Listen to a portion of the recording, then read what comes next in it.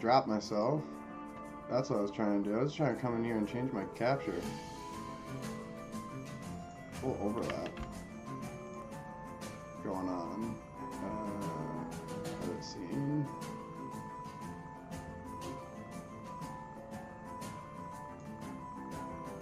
Save scene. There we go.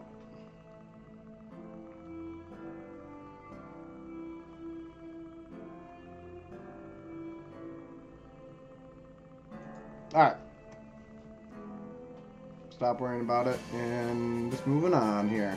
So, we left off with Cromac and his daughter. Well, I guess it's not Cromac anymore, it's Cragjaw. Cromac was the old owner of the building, ran the smith. Dwarf came in around 1485. And I should read about this. Actually, this is a great place to start off for us.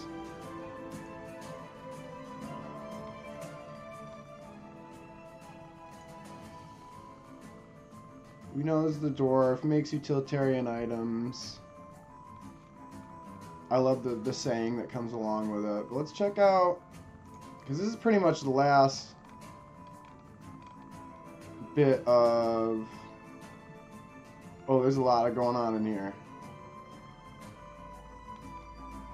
Around Bremen.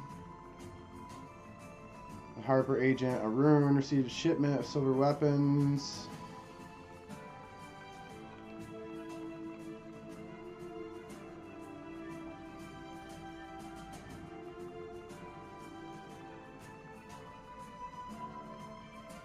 Just looking for any familiar names.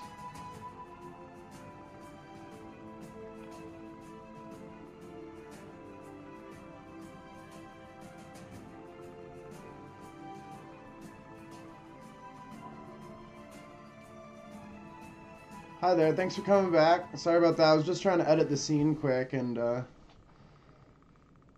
accidentally hit the big red button. Rakasha, in truth, the disguised Rakasha Nadir. So this could be a clue. Yeah.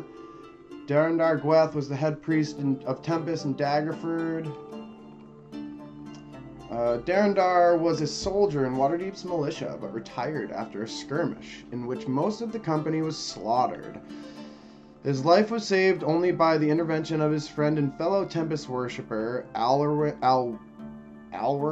Mulvrax. Around 1485, he was visited by Alwyn, in truth, the disguised Rakasha Nadir. He convinced Darendor to go to Dragonspear Castle to perform a ritual to strengthen the wards on the portals to the Nine Hells. However, when he arrived, Alwyn betrayed Darendor to the vampires of Voltan. This supposed betrayal broke Darendor's spirit, and he became the vampire's thrall. After discovering the disappearance of Darendor, Sir Isdeveld deduced most of the truth and hired an adventuring party to rescue the priest. Darendor was moved by survivor's guilt and was devoted to honoring the memory of his fallen friends. He had lost his spirit for battle. He was moved by survivor's guilt. Okay. So he's alive. There's a quest to go save his butt.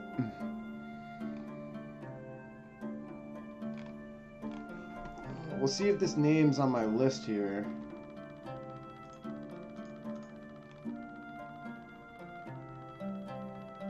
Looking for Gweth, Darendor Gweth. Wow, no mention.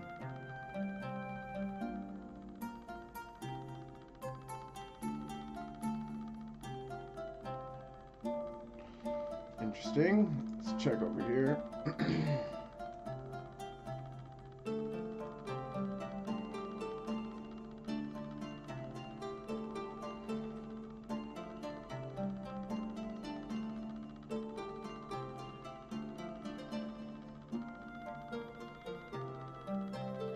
Nope, not seeing them anywhere. Perhaps we can put them up in the castle.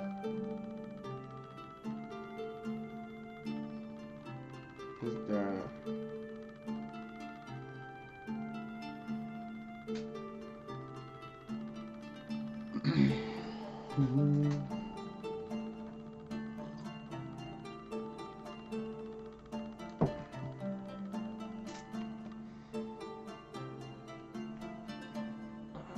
Ghost of Dragonspear Castle.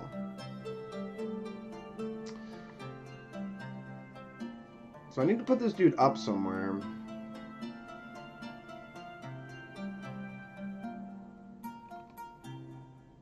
Maybe they could be, and then maybe outside the city or something.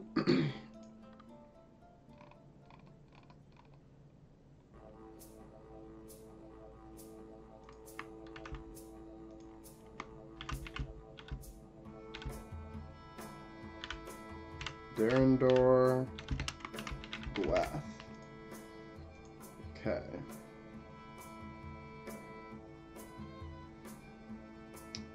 So around then, let's go back to here.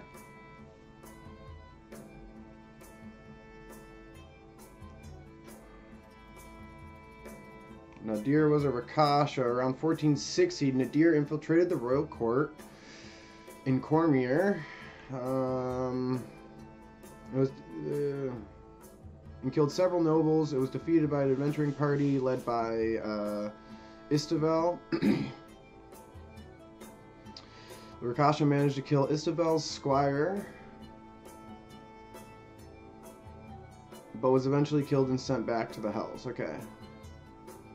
Returned to Faerun, started its plot against Istavel.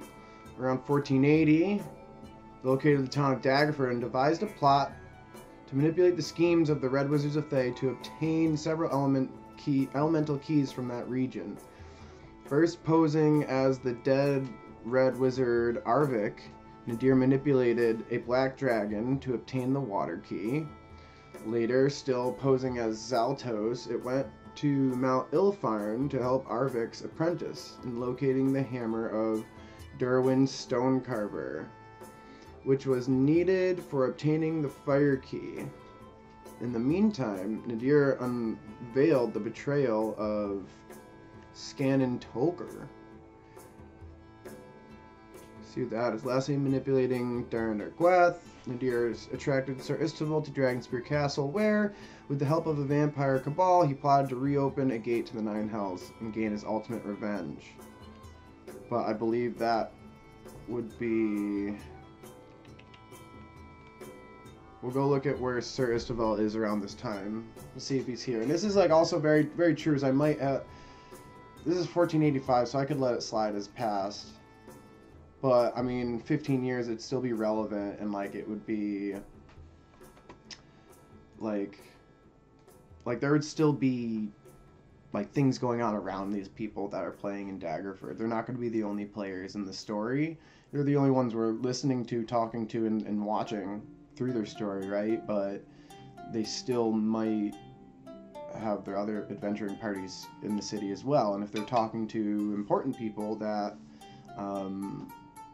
you know, are gaining information about things and working and moving pieces to the game, then they'll know about these things. And it's just kind of some side information that I should be aware of.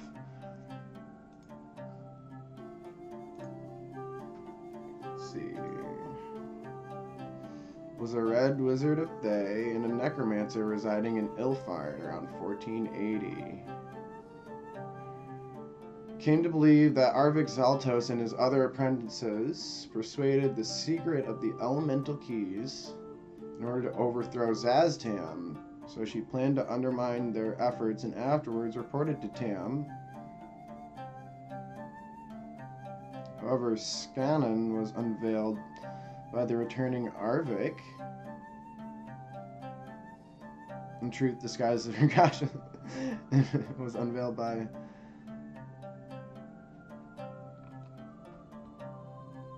Was an evil individual, preferred undead to living beings, and without compassion. One of the 4 apprentices of Arvik. Okay. So there's a little bit of kind of what's the word I'm looking for? Treachery in the ranks of the Wizards of Thay here, which is pretty interesting.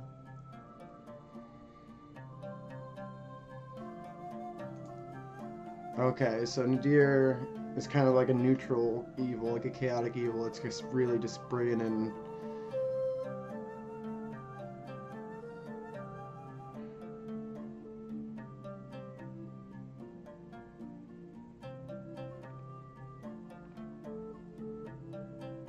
can find stuff on Dragonspear Castle. Let's read about it.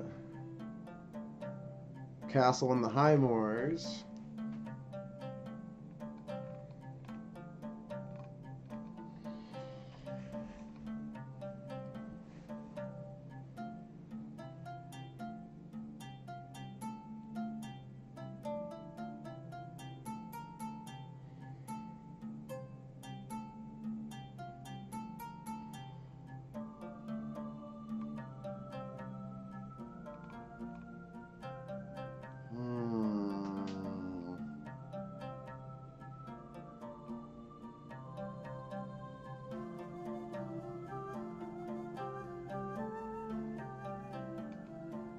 Interesting. So it holds a portal to the Avernus and the Nine Hells, and it's beneath the keep. So Batsus, devils, and other types of infernal beasts could fill the castle. This could be a fun place to bring my players, possibly.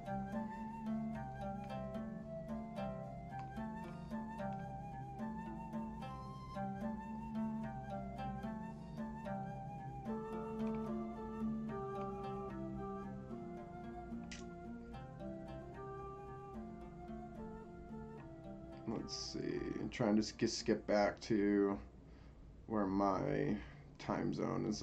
Here we are. The castle came under the control of undead horrors that were led by the entity known as Born. Later, here we are in the year of Doris Vengeance, around 1485. Nadir convinced the vampires to open the weakened seal that shut away the portal beneath Dragonspear so they could free the soul of their former leader. In truth, Nadir sought revenge on his arch-nemesis, the paladin, Istival. The portal to Avernus was briefly opened once again, but closed in short order thanks to the efforts of Sir Istival and the adventurers that accompanied him. The first 100 years or so of the castle's history was chronicled in the book A Historical Treatise of Dragonspear's Castle.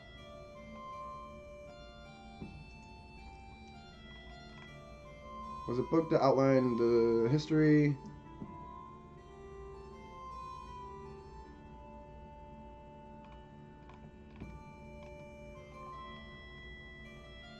Huh, interesting. That's really fun. So these are fun little tidbits. So like what I see here from what I found is this little note about the treatise, which is just like a book, encyclopedia. Hey, what's up, Juan? So we see it's just a book of the 100 years of history of Dragonspear Castle. Dragonspear Castle's last quest was written in 1485, where adventurers went in, closed the portal to the Nine Hells, and assumingly killed Nadir, who's been doing all this tomfoolery, right? So if my players were looking for some adventure outside the city, they want to make some money, they want to go on a quest, they want to do some, by the books adventure stuff, we'll take a trip to Dragonspear Castle, okay? And on the way there, we might have a road encounter, followed by a camping session in the woods, followed by a woods encounter that might consist of, like, say, a cave that we find.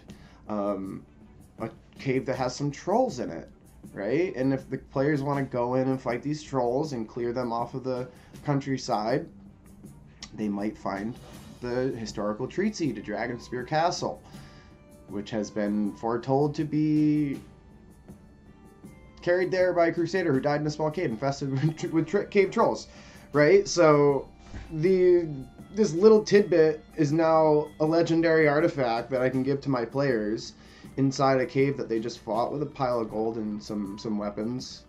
And then it'll be in the vicinity of Dragonspear Castle. So on their way there, they already know they're going to Dragonspear Castle. This is something I throw in front of their noses. And if they read the book, they can denote what type of creatures they might be fighting in the castle before they arrive there and figure that out, right? So they'll know that there might be some leftover undeads, some horrors, and they would know that there would be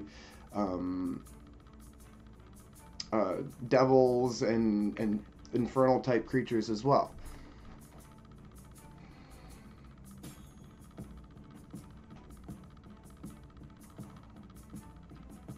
So Dragon Spear's good. We need to go find more on Dragon Spear.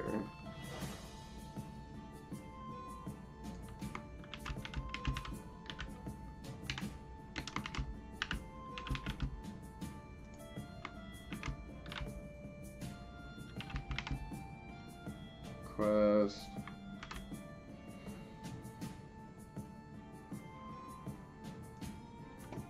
Okay. How you doing today, Juan?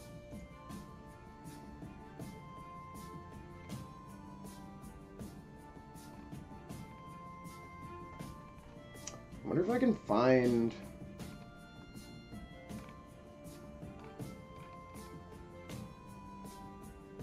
video games, game books, adventures.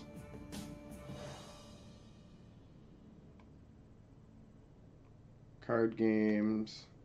Map of Dragon Spear, concept of Dragon Spear. Let's go!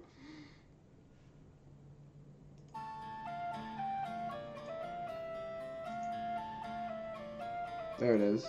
Ah, just gotta not move my mouse.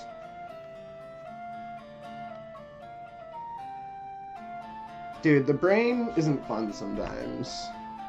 I feel you on the great and not great. Like, I'm like, more energy, getting better every day, but still just like, like a fair amount of pain and soreness. So we got a bunch of ruined towers around. I mean, I could probably just make this myself. If the players want to go, I'll say, hey, give me 2 days and I'll bust this out. Maybe I'll just make it ahead of time. I don't know. A concept art for Dragon Spear? Interesting.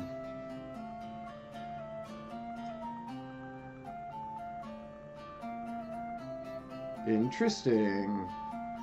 We noticed the, we noticed the dragon carcass here, right? In the photo. I'm assuming that's probably that black dragon we were reading about.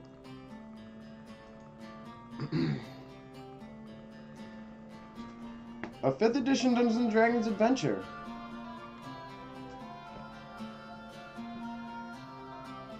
Came out in 2013.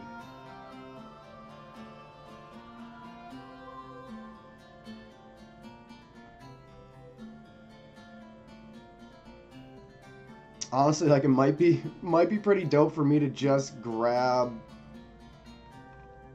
these adventures, or maybe my buddy has them shared on his thing. Oh, this adventure was originally available for people who ordered it and attended Gen Con.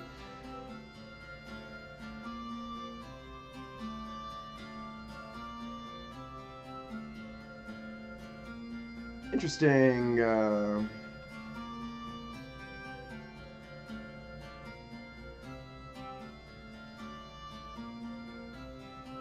wonder if it's public domain yet. $17.99.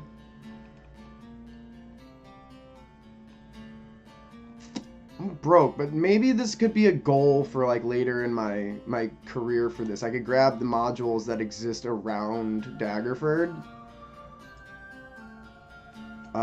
So that way I can either A, run a bigger chunk of period of time. Maybe we could do, 20, 30 years up into and do some of these stories into my story, and or just have the maps and the materials to run those settings exactly the way they're supposed to be run. Could be cool.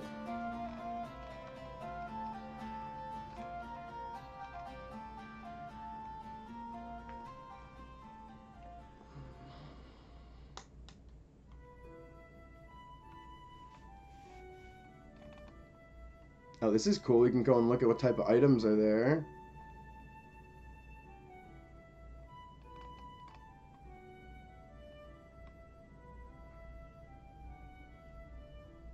That's actually kind of cool. We can like roll to see which ones still exist.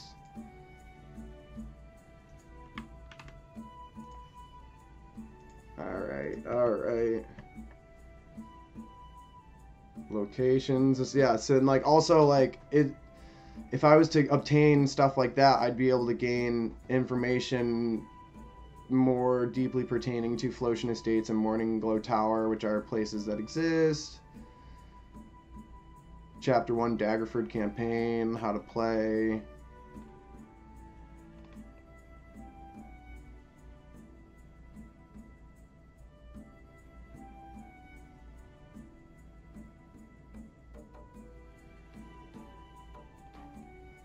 It's like a fairly important story here. A group of us constructed a base that contains a quartet of Netherese portals that each lead to a powerful elemental node. In order to access the power of the nodes, they need the portal keys. A red wizard managed to acquire one of the keys by attacking the Flotian Estates, but was caught and executed in Daggerford after he passed the key on to an agent. Sir Istabel, a retired paladin from Cormier, hires a group of adventurers to go on a series of quests that result in acquiring the remaining 3 keys, taking the group to locations such as the Lizard Marsh and Mount Ilfarn, before engaging in a climactic battle in the ruins of Dragonspear Castle with vengeful red wizards and the Rakasha, who has been manipulating events. Yes, they do fight the Rakasha. Scannon Tolker, yeah.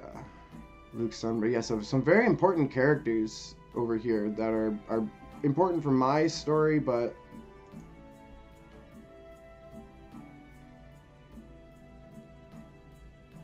yeah, and then the Duchess. But I mean, interesting tidbit of information.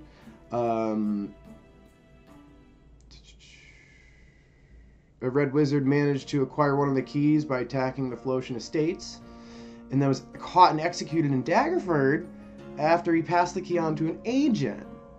Who's the agent? Probably someone working for our protagonist, Francesca, the succubus. Did I put this in there? Yeah, Ghost of Dragonspear. Okay, so this is important. I want to see if there's any more links in here that I want to maybe follow.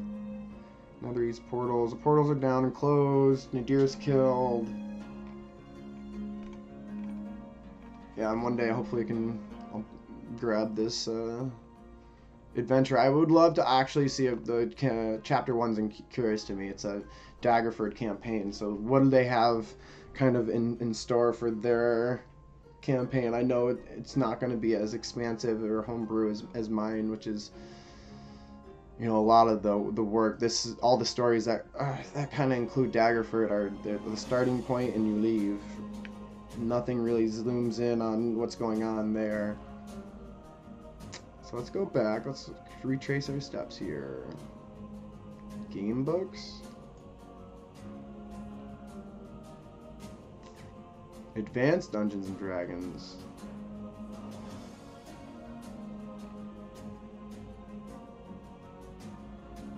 Kelson Darktreader. Dude, these elves, man.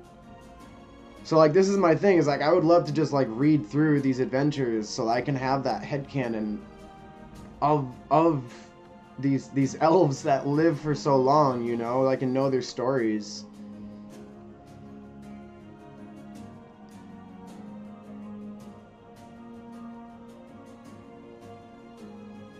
Bronwyn. Some of the old dukes. Binding softcover.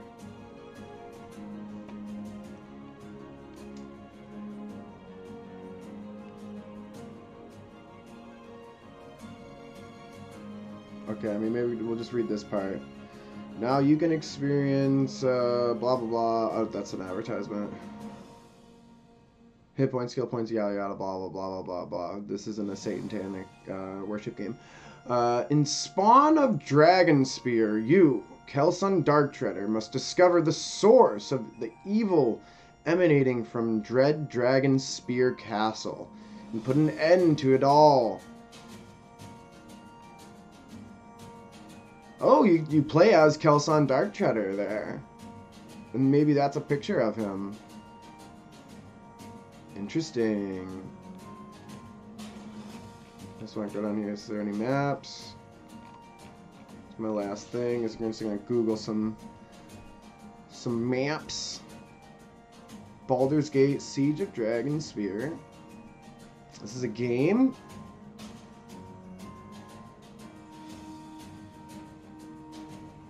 It's an expansion. Ooh.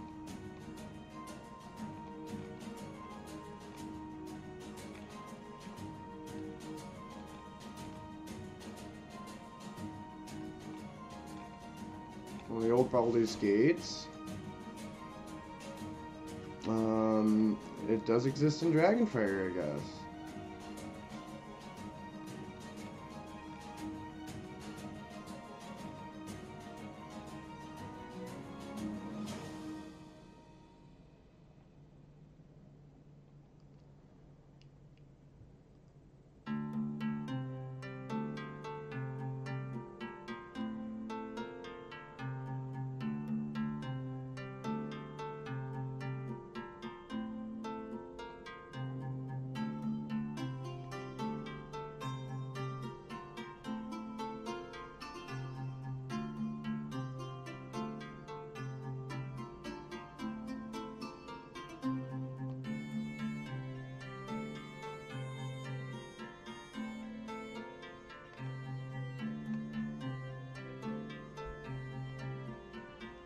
Follow the trail of destruction.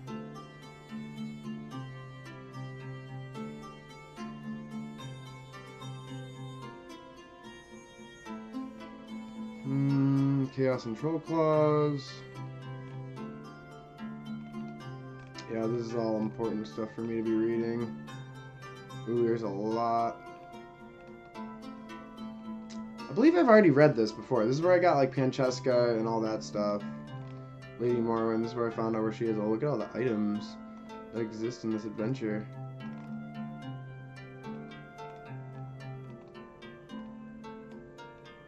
This is a whole game. This is a whole campaign.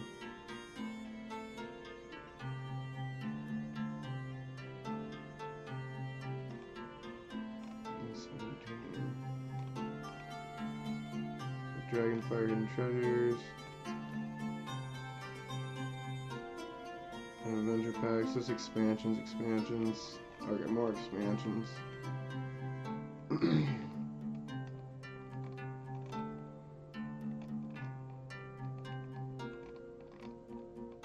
So much.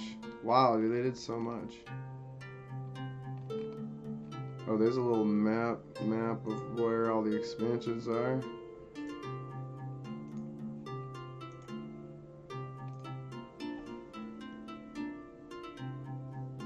So, Dragonfire, there's Daggerford.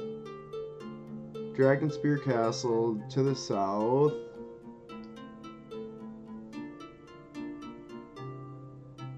The Troll Claws.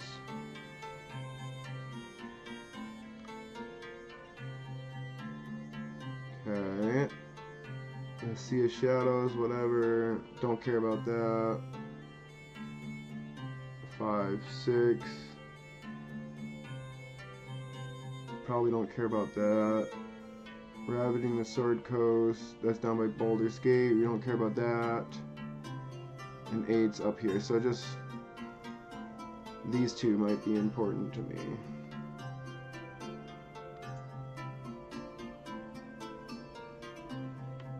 And that's like this again. This is like all down the road stuff. One last. I want to do one search here.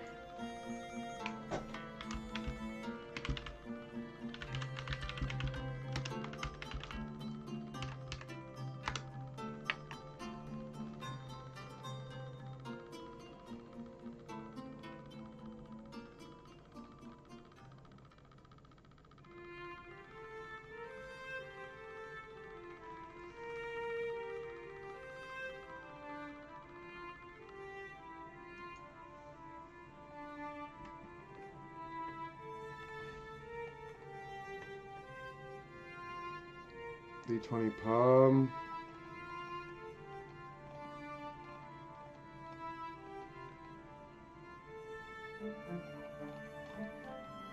Oh, ooh. Let's go bigger so I can see some more stuff here. Nice. Okay, Lair and Lizard.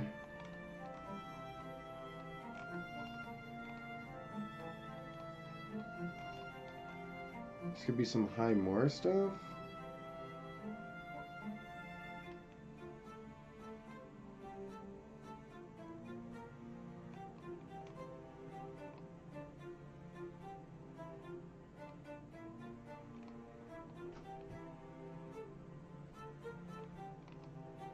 Oh wow, check out these crypts.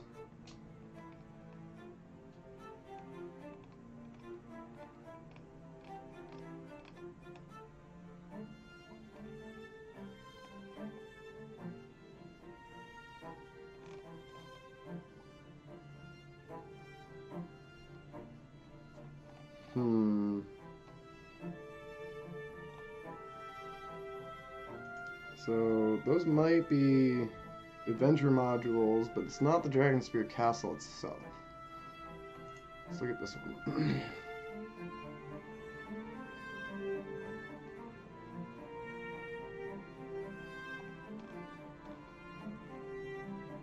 There's a video of Dragonspear Castle.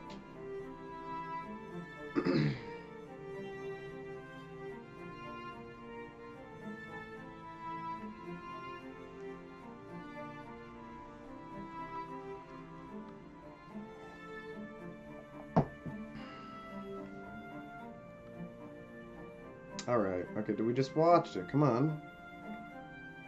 Dang chicken? Chicken video?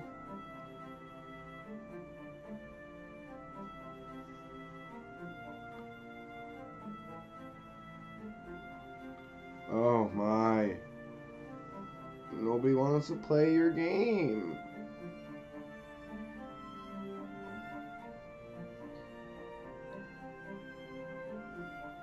Why is this so long?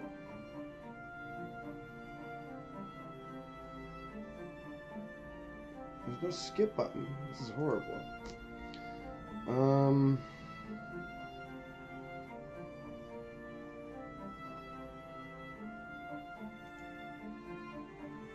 Okay, where are we in deer? That's how we got on this rabbit hole. We are here. We put them down. Okay.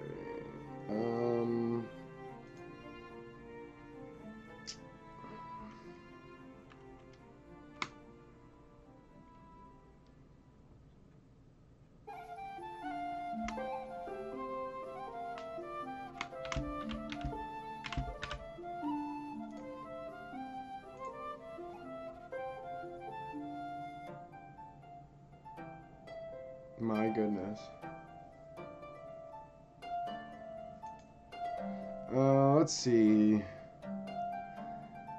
Simple Dwarven Miner, 1480 Reflection, Dwarven Valley, Black Ice, Arcane Brotherhood. Okay, just looking for anything that rings a bell. Anything that rings a bell. Ooh, Drizzit.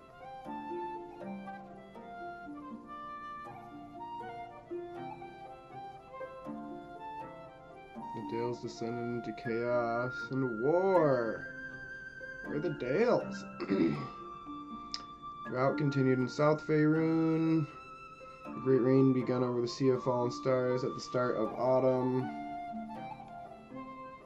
So much fun stuff to talk about. The corpse of Akar Castle was discovered.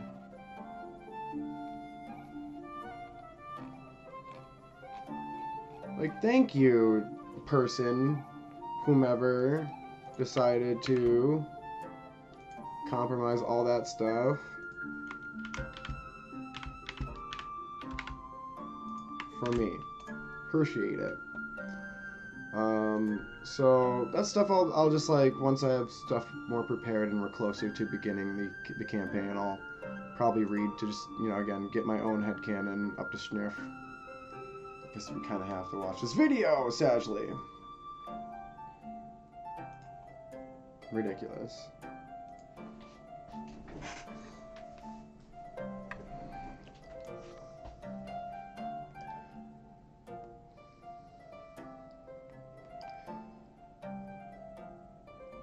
We're gonna watch a video and it's gonna be nothing I need. It's gonna be completely pointless.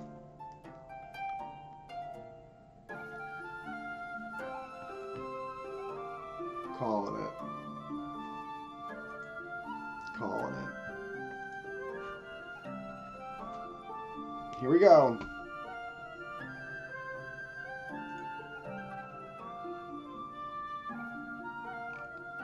Ah, it was so right. It was such a waste of time.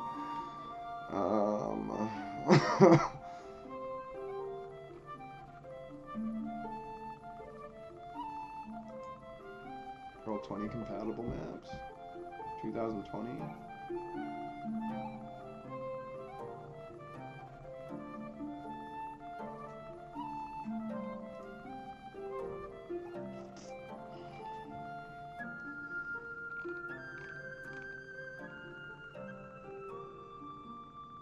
Eh. Yeah, I guess I could just make my own from the concept art. I'd probably prefer to make my own in DA so everything's just kind of like, you know, the same.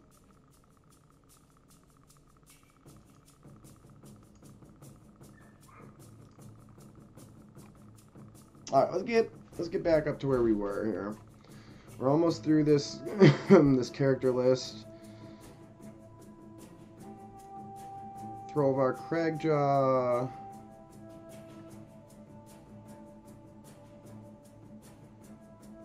Let's see. Oh, there we go. That was a good crack.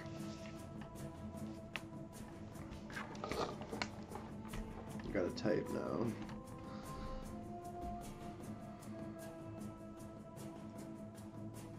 Oh, no, it's already done.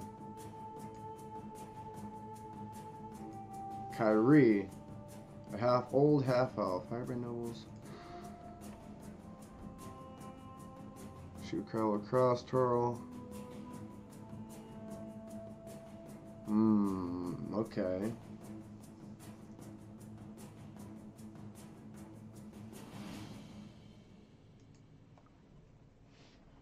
It's an old adventuring lady who,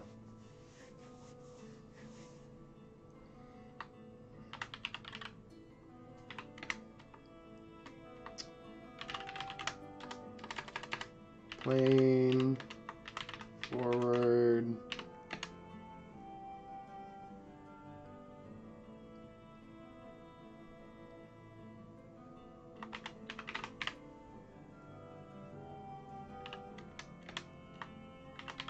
simple,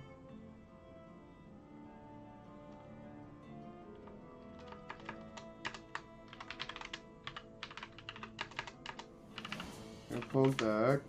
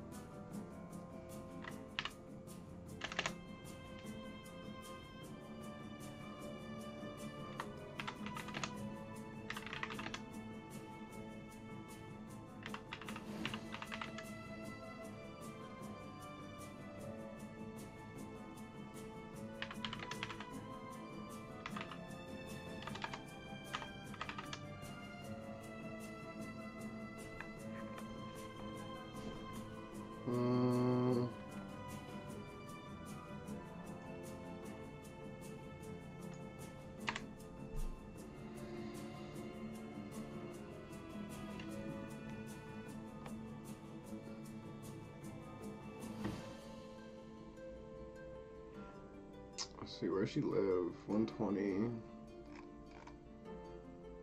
Farmer's Quarter. Small house.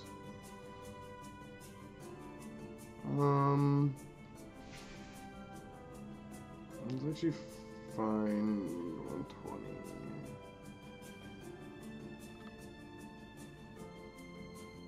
Probably has a sizable amount of money, but she doesn't want to put on too much. She doesn't want to put on the appearance of wealth. Do maybe she'll have like a something interesting or peculiar that she obtained in her travels that she likes to keep on her.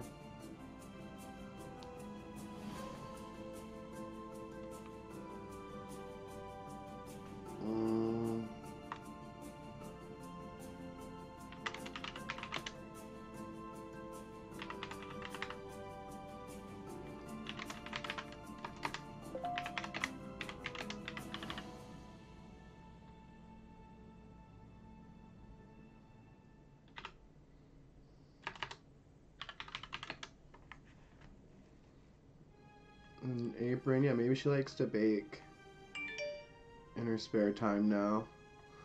Blue dress with an apron.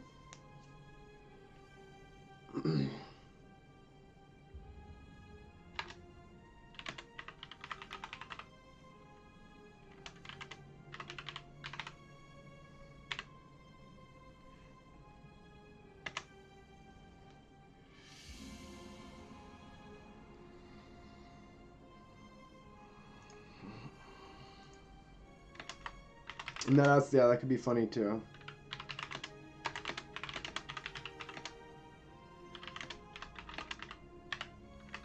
So if the players ever go to meet her and like have a conversation, get some information, they'll just like, she'll just be baking the whole time and giving them like delicious treats. For like telling stories about how she was a badass and like snuck into this place by herself, killed 6 dudes, and, you know, got out with the goods.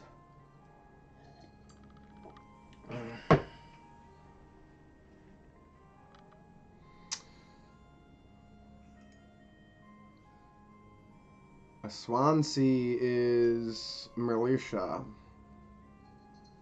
A cavalier. Let's move this up. We'll see who Cork is.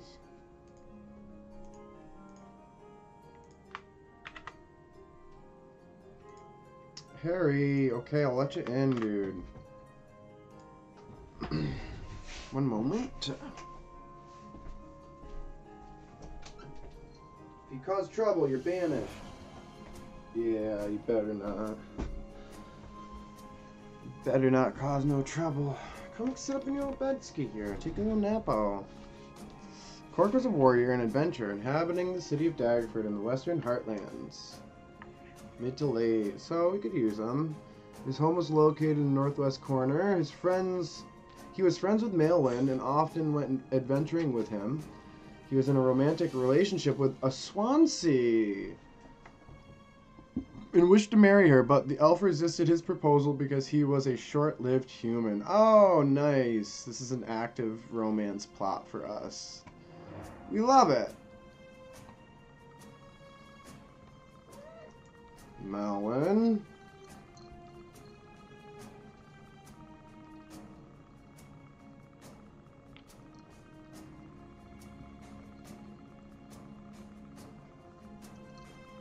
Okay, so these guys are done adventuring, but he's gonna be good friends with him, with each other, Cork.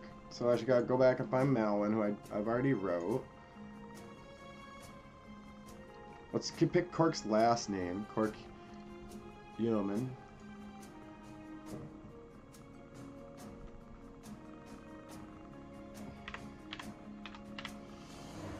Oh, human names for the 5B generation.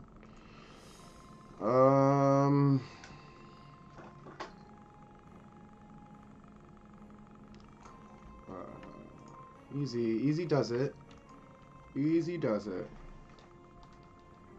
Cork, if you see anything that looks good, let me know. Let me know. Cork Nog. Cork Bonefall. Cork Dorsk.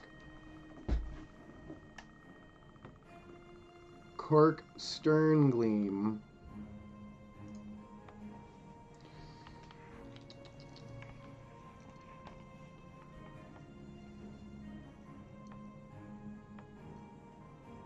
Wooden Cloud.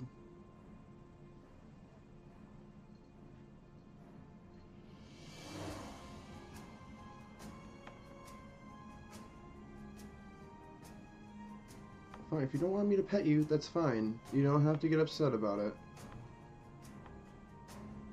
Maybe Cork's the last name? Sodro Cork? Methuth Cork? Thing? Eric? Cork Eric? Eric? I don't know.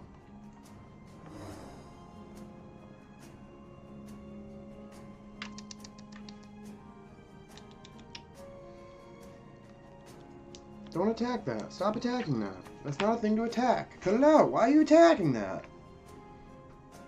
Get out of here. I said you'd be banished. Get off my keyboard. Oh my god. Ow.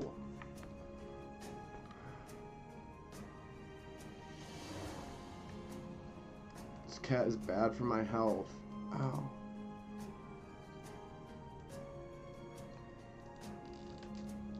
Cork.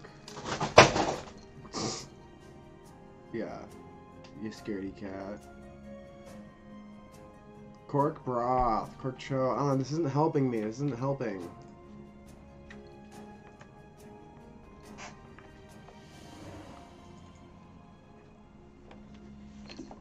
Enough, dude. Come on.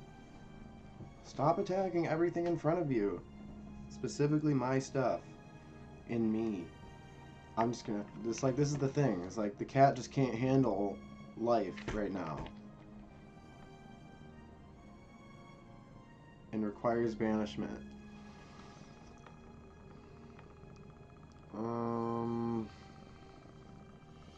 There's nothing even, I'm not even moving the mouse, dude. Stop. Alright. You're gonna get it. Let's go. Can't handle it.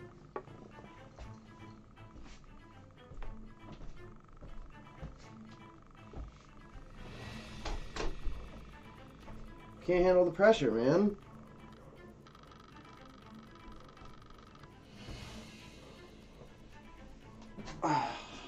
It's too much. Like, it's too much for him. He's like, oh, look at your pen. Let me attack your pen. Oh, you take that? It's like, oh, look at your phone. Let me attack your phone. Oh, you take that? Oh, look at this. Like, dude. Just chill. Daddy can't play right now. Juan, help me find a name for Cork. Dude's name's Cork.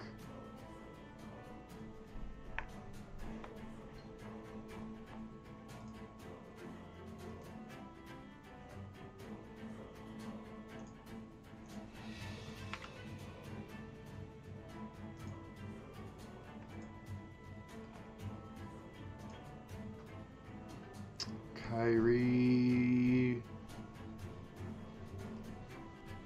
Unifin.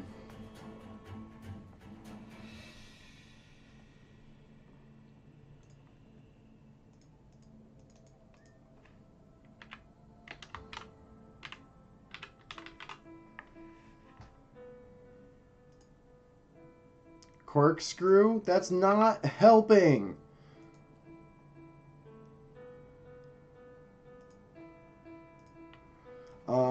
Let's see.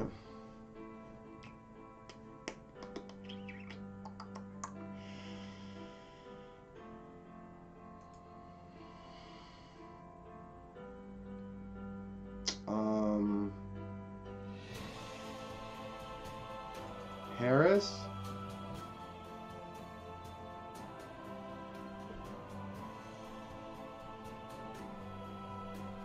Harrison Cork? Harris Cork? It's a hard name.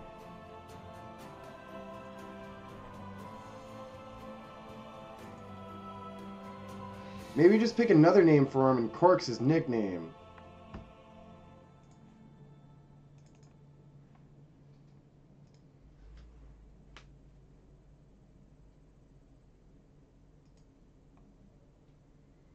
Maybe we can work Cork into a bigger name.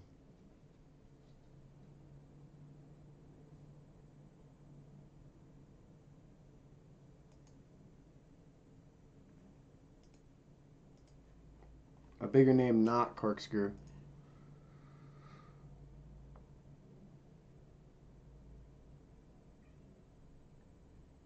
Goscork. Here we go. Maybe Goscork. Hasser Goscork. But they just call him Cork.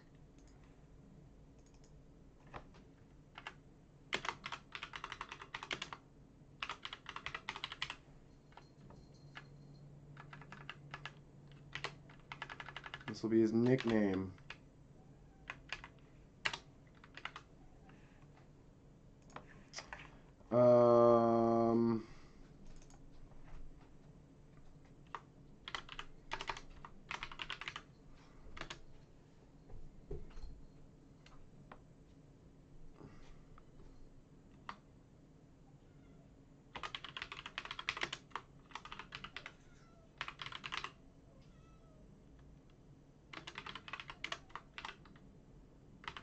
Swansea,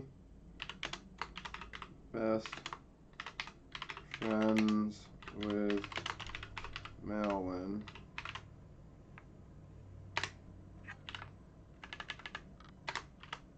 Bing.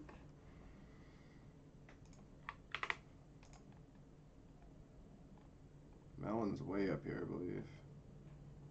Yeah, Darius.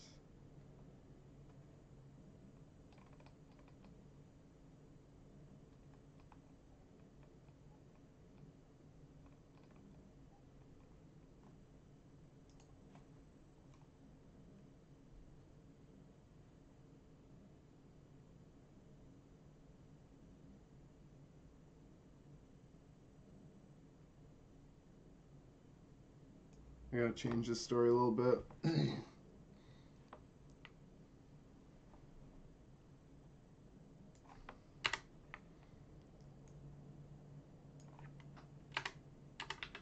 Seeking a cushy job after finding luck at adventuring.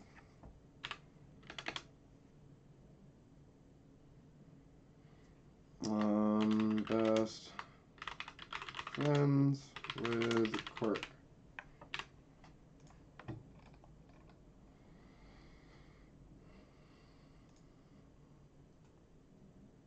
Okay, now who is this person? What do they do?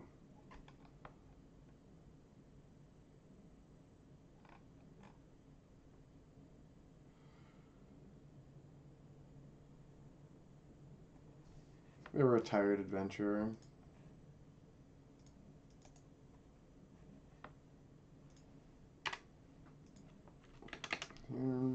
Romantic relations with the Swansea, best friends with Malwyn, a retired adventurer who spends his time and money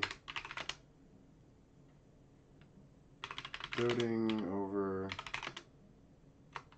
a Swansea and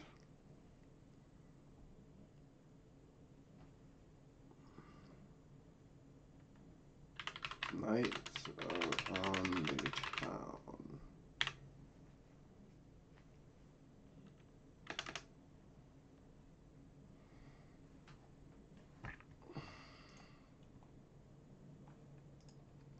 My tunes go. We gotta get my tunes back. Yeah. What are we gonna play? Oh, the short one. Yeah, longer one. Props to Unwind Station for the copyright-free music. Mucho appreciated.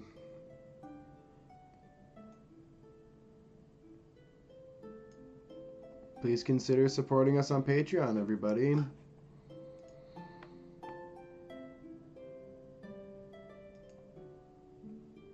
Let's see.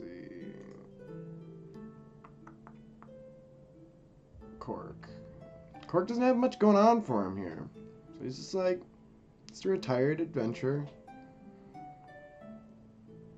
Leave it be, leave it be. What's Cork gonna look like?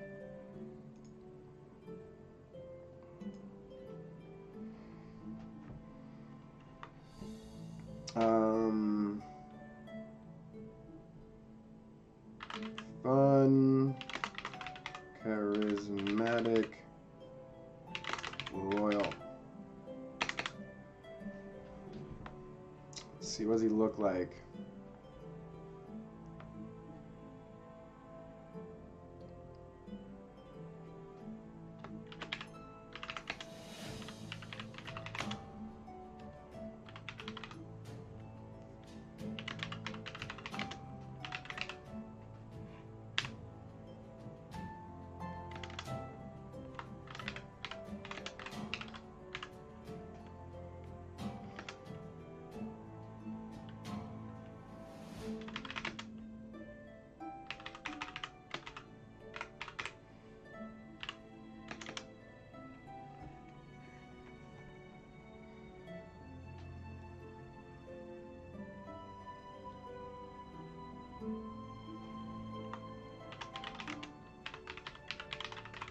Or tailor suits.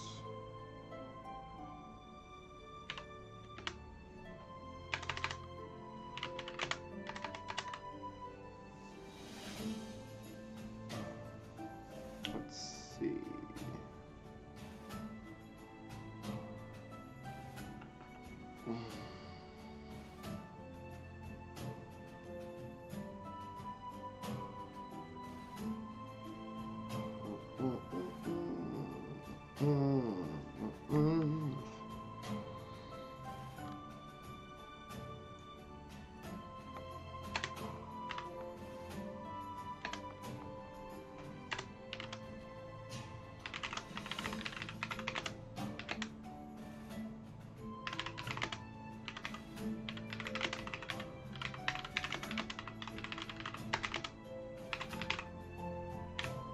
Depicting a dragon's head.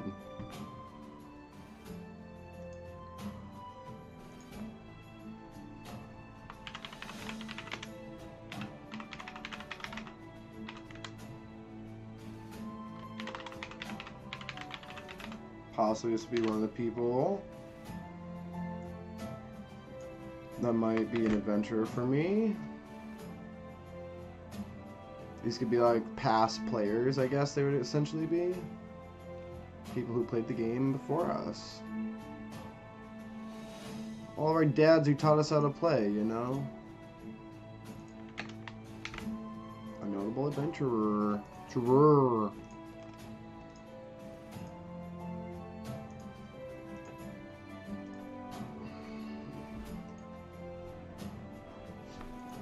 Swansea.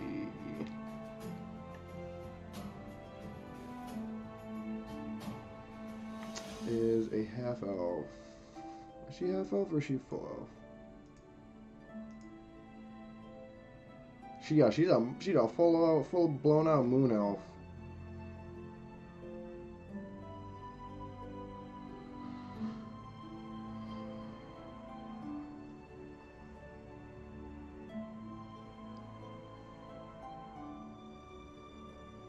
Okay, she's a BA. I gotta get my ice though. My ice pack. Yeah, you getting it? I tell you, it's like I either win in droves or lose hard.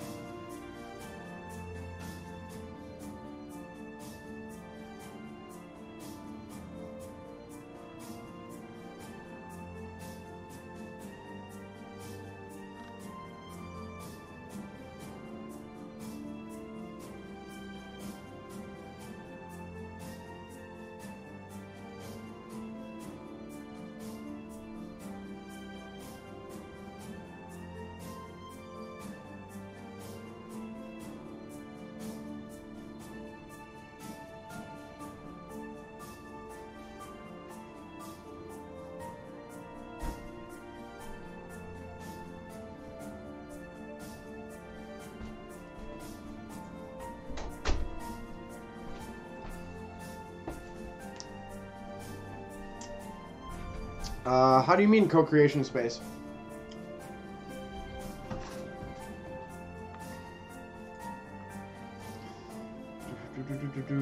Jesse.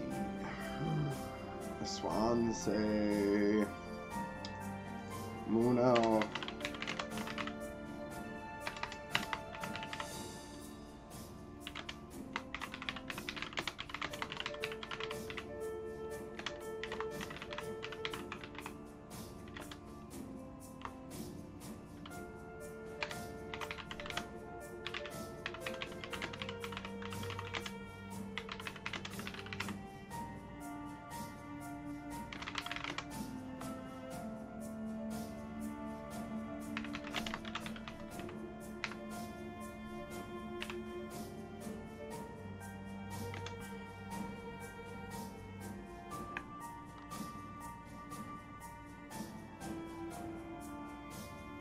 Thank you. Like for world building, again, like what do you mean? Like how much I allow my players to affect the world changing? And yeah, my sister got me some nice castor oil hair products, so it's been rather lush as of late.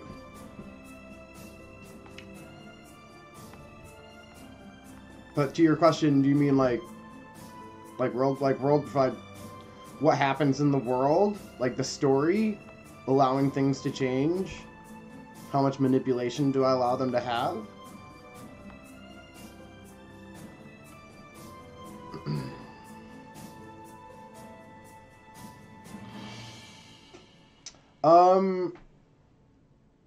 I mean, not much, I guess, because the setting's already set, right? Now, if they want to add to, like, I'm very much a yes and. Like, so if they want to say, hey, I grew up in this town and I'm a tabaxi, and my mother grew up here, and here's a story about my mom, yada yada, I'd be like, okay, well then your mother, the tabaxi, lived in Daggerford from this time to this time, didn't get killed, and made it through the Dragonfire and had you. And like, so like they can add to the story if it's part of their story, and it's important for their backstory or their character. So like, that's very much yes and. But like, are the players deciding like, oh, are we going, is there going to be like a war between nations, or is there going to be like stuff like that isn't decided by them. Now, like, I mean, I guess on the point of, you know, what is the story we're telling, it's important to like to remember that like the story is what the players want to tell, right? So as far as not the world building aspect, but for what the campaign looks like and what the story is that we're telling, like almost 100% manipulation. Like I almost like take a back seat in that aspect, where the world is it exists and operates, and I pretend to automate it around the players, but which direction the players go and what they want to do is solely is up to them. Now I have the ability to carrot stick and dangle rewards out for people and guide them in certain directions if I want to, and normally that's the case with like lower levels. But I think as players, you know, gain more agency and more ability, then those decisions start getting grander and their goals and aspirations would grow as well, which is why I entirely planned for this campaign to play within the walls of Daggerford to an extent. Like there's going to be like patrols. I just literally wrote that in, patrols outside the city with the Cavaliers, maybe adventures to the Flotian Estates to check certain key points in the area. But you know, within a general sense, inside the walls for tier 1 to 3, which is levels 1 to 15, and then from level 15 to level 20, the final tier of play, I don't have anything planned for that. Like it's just gonna be, here's the world, you're living in it. What the heck you want to do? You know, like, do you want to go become a god? Do you want to go destroy Dagger or Baldur Gate? You know, like, what do you want to do, right? I'm also getting very interested in like the surrounding campaigns and stuff, and just estates and things. So it's something I'm keeping on the back burner is kind of digging more into a map of Daggerford in the immediate area, and then having some ideas for stuff that these players can do down the road. So say they get to level 10, 15, and they're like, well, you know what, we just want to do some adventuring. Let's go find some more money or find some more items of great value. Well, the ruins of Dragonspear Castle will 100% be an option for them, you know? So, stuff like that.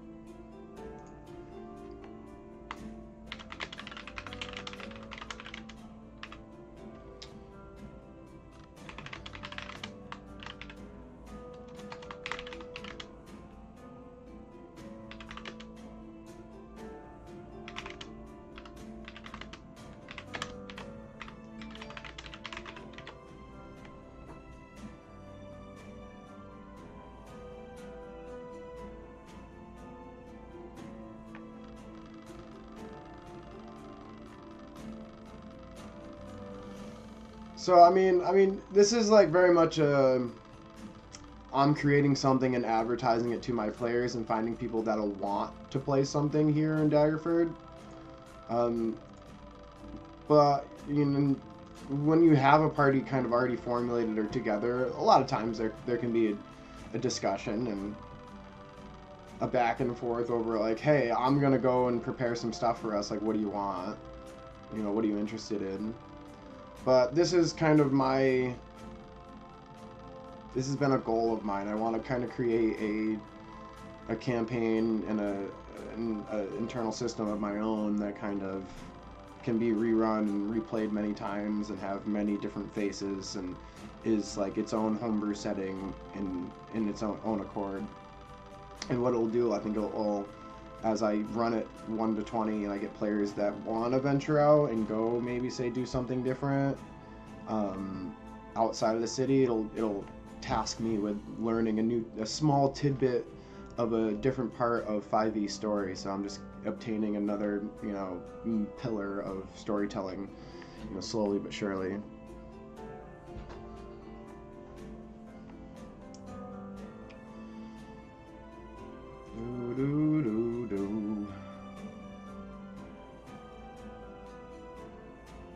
Jesse.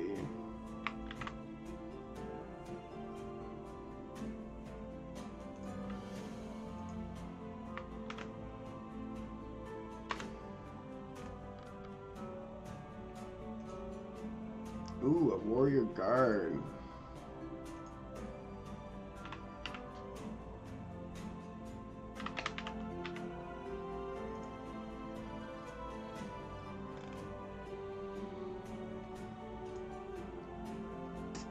Looking for a name here.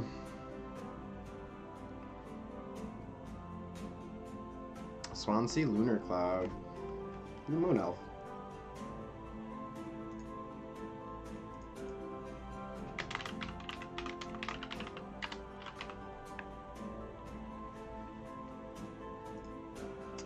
Jesse's a warrior guard inhabiting the city.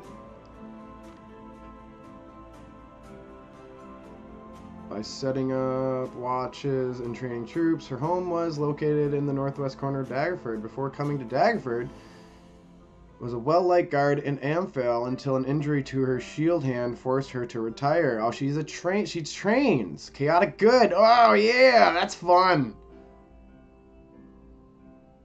And get to read up. Oh, she's going to be an important tier 1 character here. Mid to late 14th century human guard. Yeah, that's my character, Jesse. I'm gonna have to just like come up with a super tough like female drill instructor voice. Maybe she'll be a female, but I'll do like a super tough like hard classic drill instructor voice. There's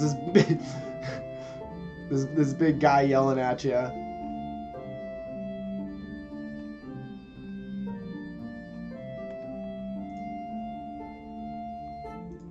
What do I want to do with Jessie? What is Amphail? Let's figure out where she came from.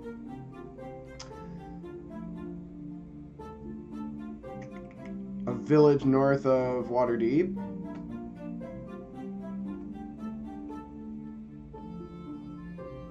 A small town.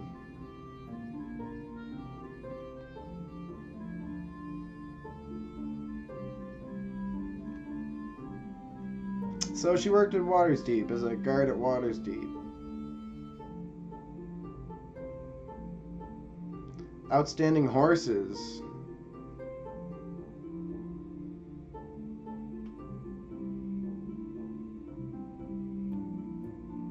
The wealthier inhabitants and landowners were generally the ones who bred horses. The largest horse breeder was Roaringhorn family of Waterdeep. But others included Amcathra, Ilzimmer, Janskil, and Tarm, as well as an individual breeder. Oh my god. Although not breeders, the Eagle Shield family made tack for the horses and operated a farm. Treat sick animals.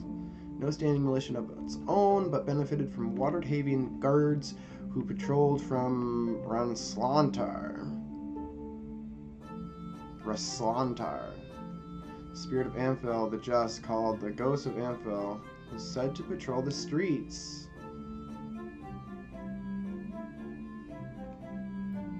Wow, Jessie doesn't make it onto the notable inhabitants. Harsh.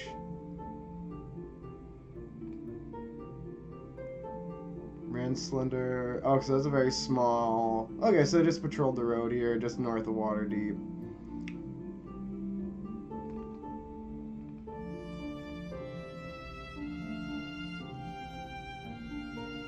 $60 guards.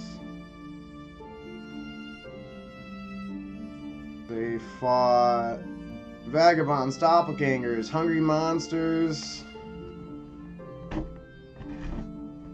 Would hang out at the Sleeping Dragon Inn. Okay, this is all super important stuff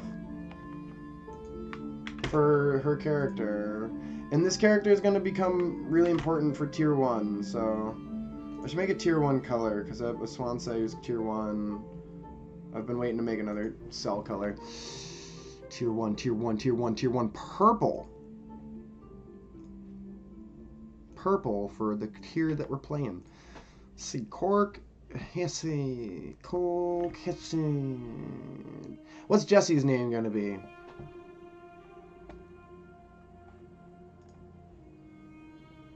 What do you think? What do you think Jessie's full name should be?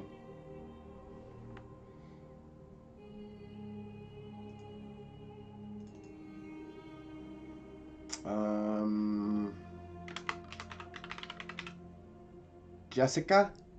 We call her Jessie for short. Captain Jessie, sir! Ma'am! I mean...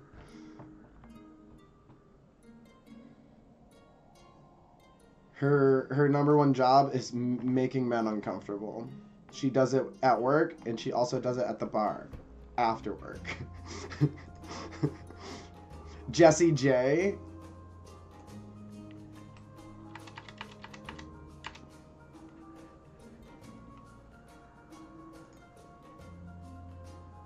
Maybe say Jezzy? It sounds like Jezebel, Jezzy. Jezzy.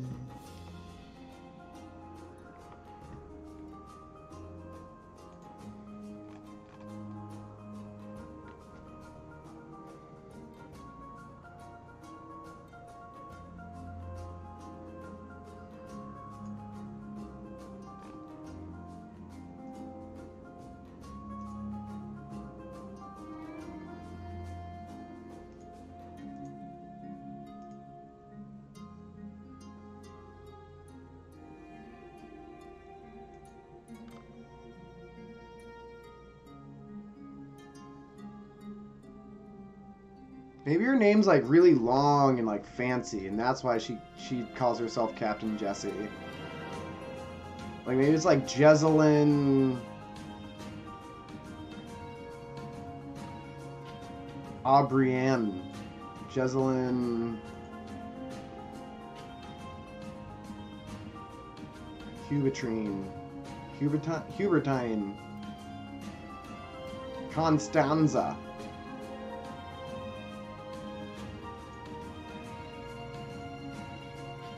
Look at that, dude.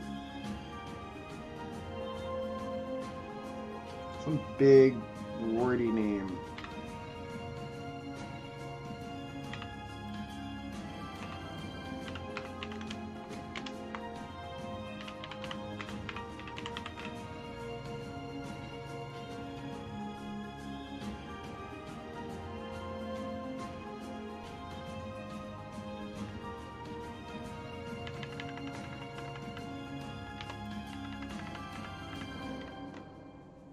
Oops.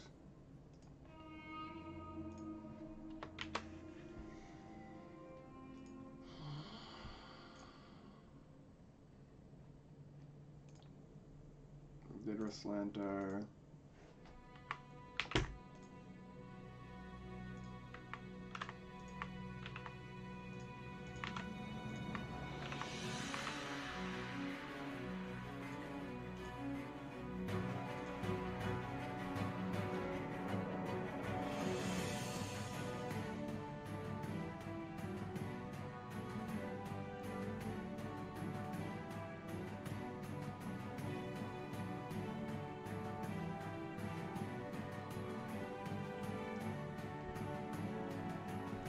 What the colors of Daggerford are? I should figure that out at some point.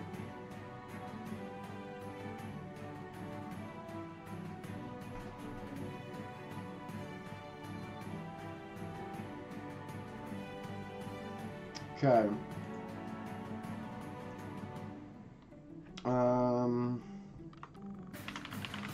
Human.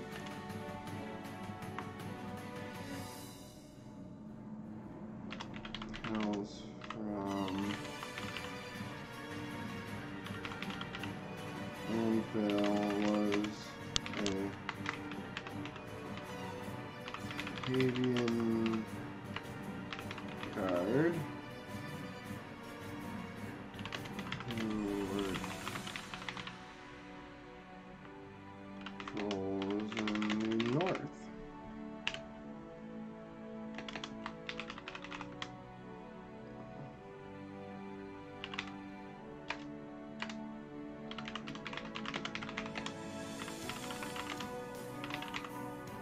Oh, nice, and that could be really badass. A badass thing. Her shield hand's hurt, so she just fights with one arm against people who also have shields. And then she laughs at you for beating you because she beat you with one arm.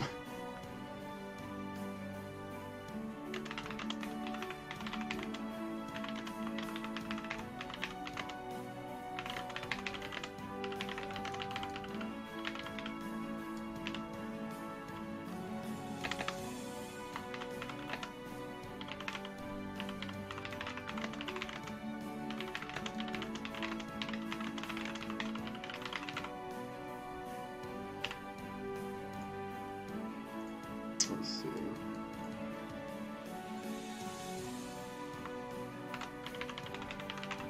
Honorable. Definitely is gonna get the loud card. Loud and forward.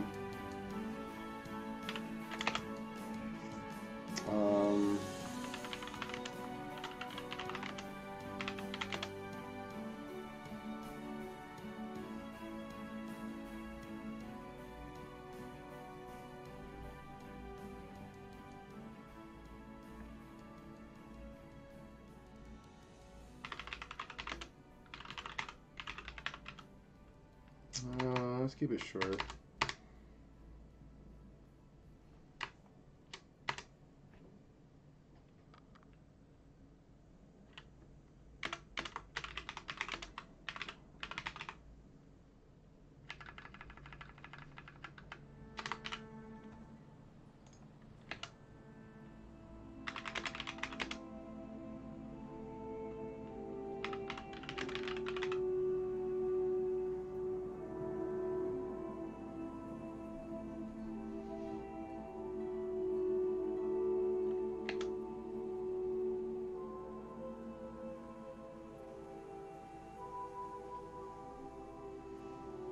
might have one weapon.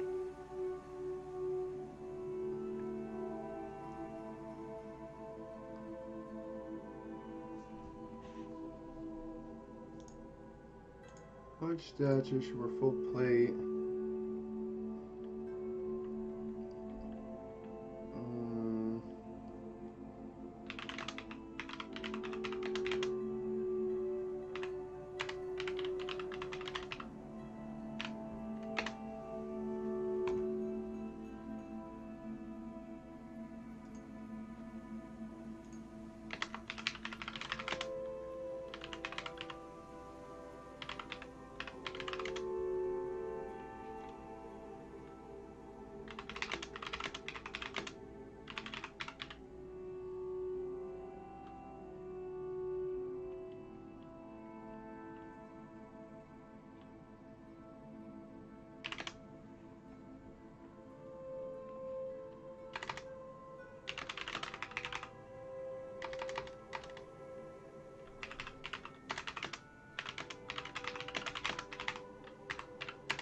I'm very much writing this character in essence of a character that... Oh, what show is it from? It's from Overlord, I believe. It's like this, this very big girl who she wears, plate armor, like pink plate armor.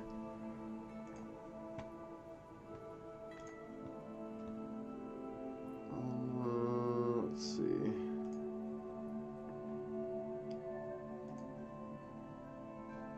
Oh, Felarian!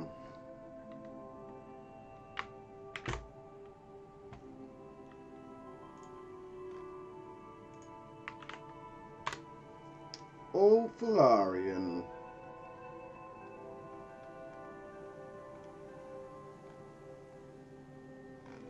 Philvin Dorson.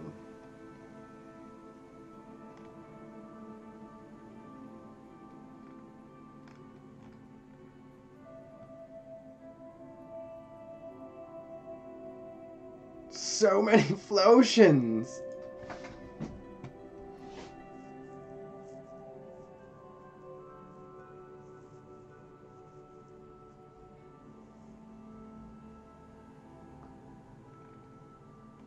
The father of Kelson and Felarian.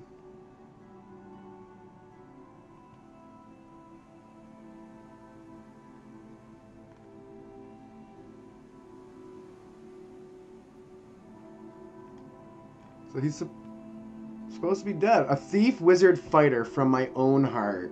Wow, I love this character. Are they dead? Maybe we should have a...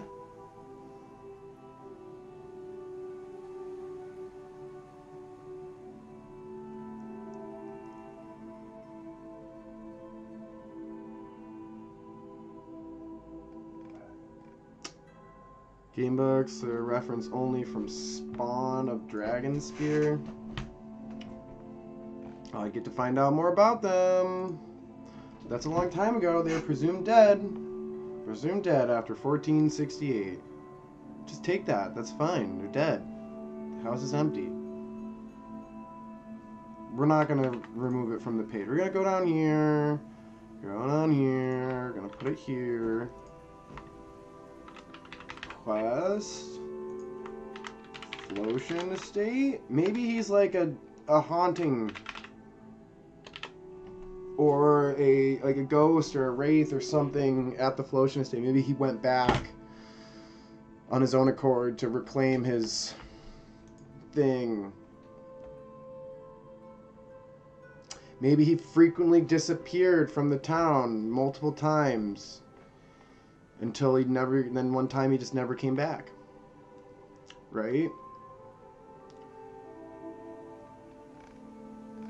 What I am very confused by, and I would like to get some more information upon, is the timing, the time frame between all of these Flotians, these elves that lived at the Flotian Estate, you know, in like the time frame and timeline of them leaving their estate and coming to Daggerford, because it's not very clean and firm, and it feels like there's a good handful of Flotians that decided to live in Daggerford before the Flotian Estate fell, and now all the Flotians live here, but like That map that I pull up, I'm not actually sure where this is, what appendix this is from, but this appears to have Flotians in the town.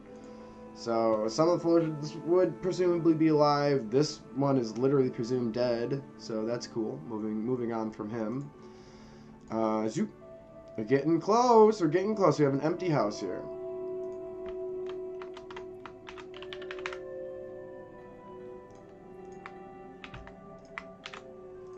The Thieves' Brotherhood, 125.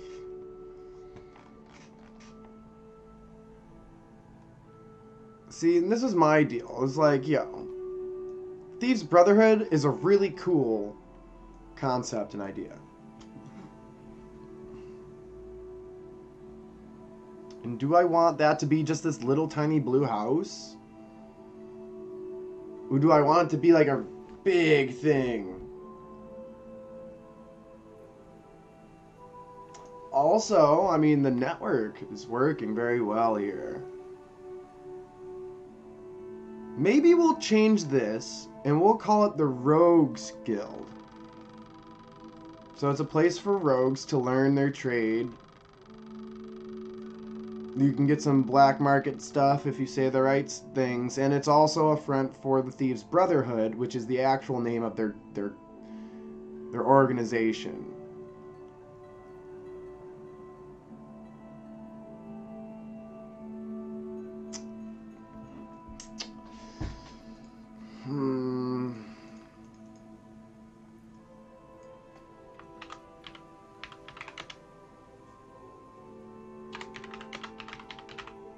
Rogues Guild.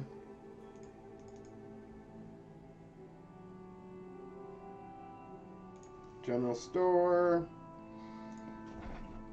Who's it going to be run by? I don't know. Give it a red slot because we needed someone to run it. I'm sure I'll find something.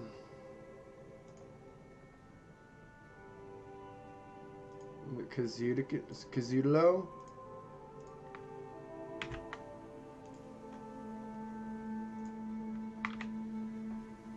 Oh?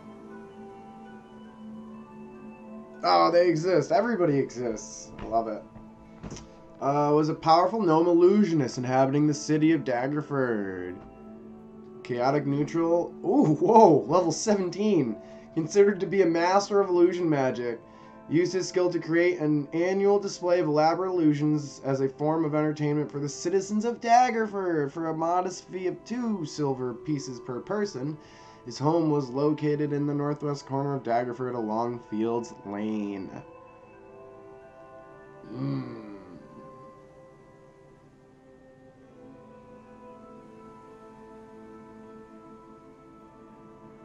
Maybe that'll be like some type of holiday we do. I love this dude. I also love them as being a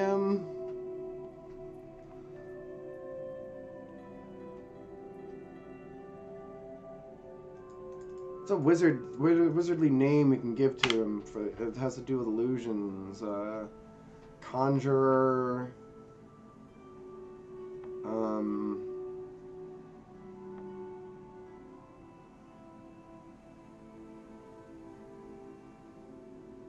We'll go here. We'll go gnome names.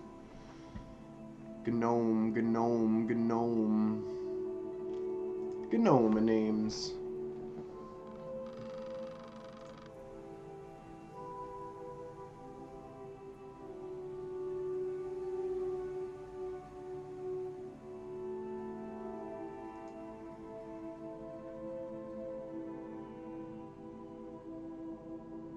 It'll fight quiet black paddle metal thunderback marble does.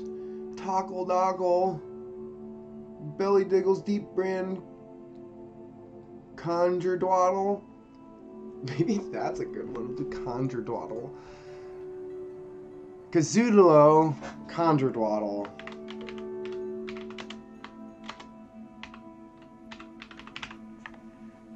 Yeah. Kazoodalo. That's the only way I could ever pronounce that. That's how it's pronounced. Dude is the master of illusions at the Sorceller's Encapsulate. As well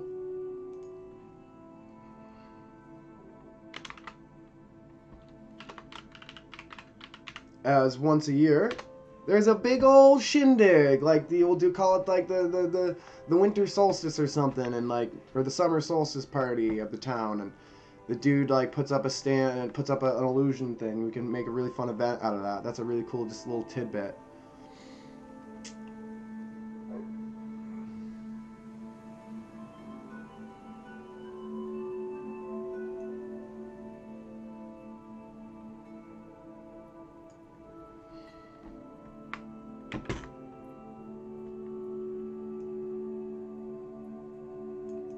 We'll say he charges people and then donates it to charity.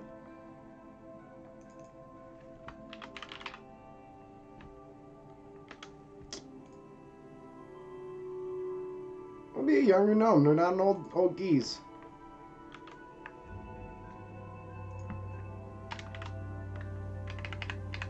Creates an annual display and donates the money to local charities.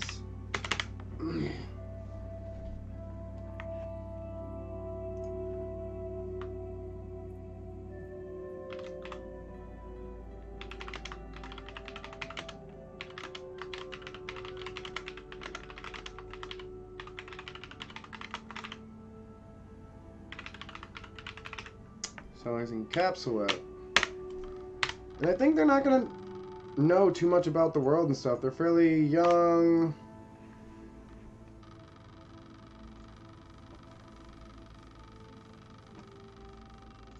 Where are they from?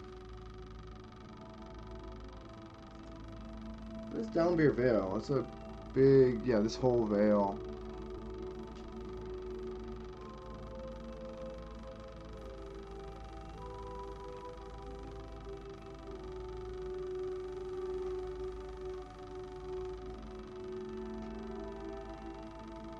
This is actually, I'm going to put this down here, because this is going to be important for me. I need to figure out races, race origin, because not everybody is going to be just like grown up in the city. Some of these, like, especially like people with longer life, like for example, all these elves from the Flotian estate were born and raised in the Flotian estate like 200 years ago, you know, so like this Daggerford wasn't the same city 200 years ago. Just for some information search. So if somebody ever asks me, oh, where are you from? Cthulhu, Conjuredwaddle.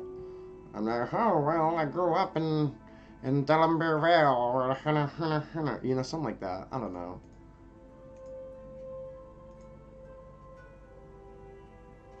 Not feeling the gnome voice today. I will say my breath capacity is starting to increase, so that's cool, because I can actually like talk and project my voice. See if this dude exists.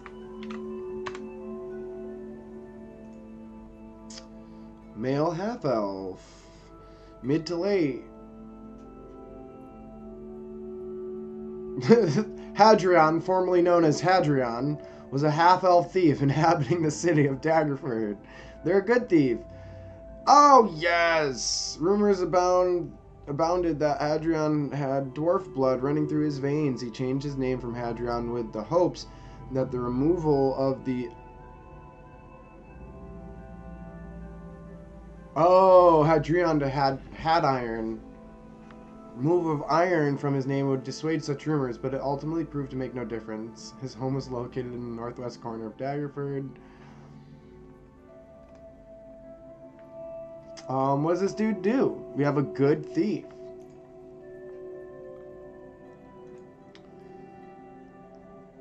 He can't work at the Rogue's Guild because he gotta be bad. I already have a good thief over there. They do. Level 3, neutral good. What jobs do I have open? The Fencing Syndicate. The Tanner's Council. The Fences Syndicate works.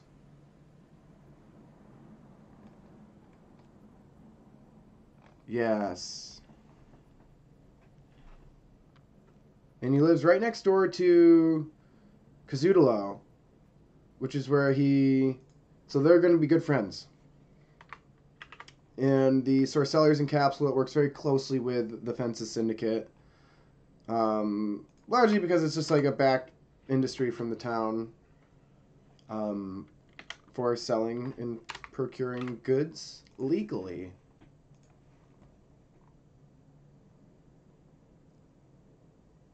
Half-elf names.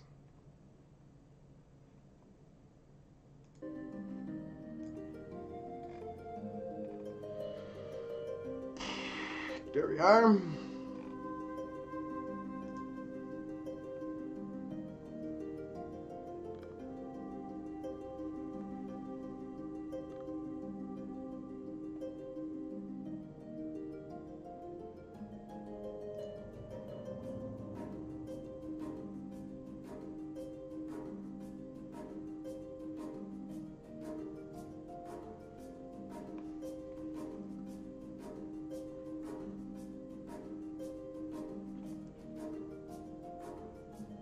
Adrian Bellsteer. I like that.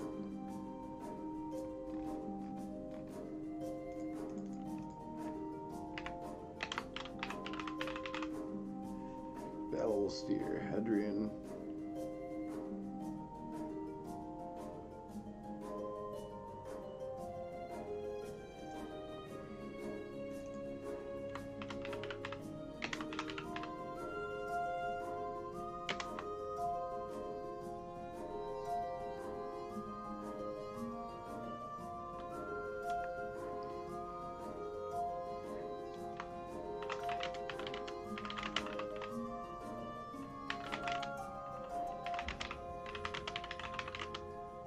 I don't even need that. It's just like not even fun stuff to roleplay or act out. It's like whatever. It's like who cares if he's half dwarf, you know?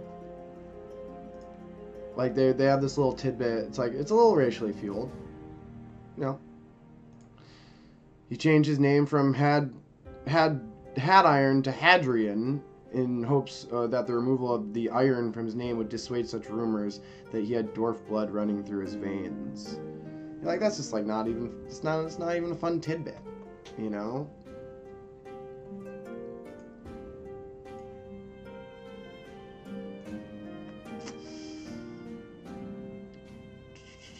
And like also, you know, like just moving on from that.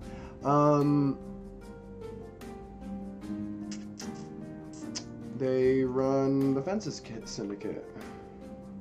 Operator. Manages. What do we manage? Manages Fences Syndicate.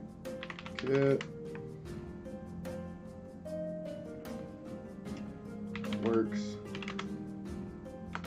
closely with Sorcellers Encapsulate and is great friends with his neighbor. Man, Kazudalo! What a name! What a name!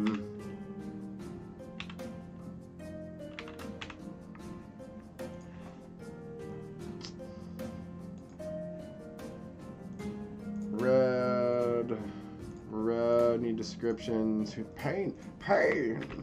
They call me Pain. And I live in Daggerford. Pain was an inhabitant of Daggerford around 1370. Once Pain was a Zent executioner until she escaped to the north. She was paranoid about new settlers in Daggerford, afraid of possible Zent assassins. Ooh, she was right. The Zentarum searched for her in order to kill her. Her home is located in northwest Corner of Daggerford Fields Lane. Oh, she dead. Pain dead. Pain been gotten. Falconer. Ooh, we know who this person is, I believe, and we know where they work. On top of the guild runners. A dwarf.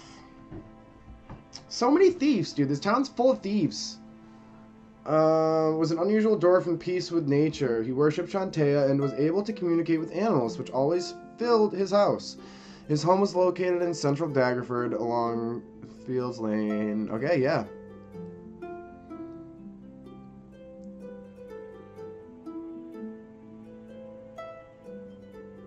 Lawful good. Need a dwarf name for the homeboy. Let's get a dwarf named Dwarf. There we are. Daldar Falconer. Run with it.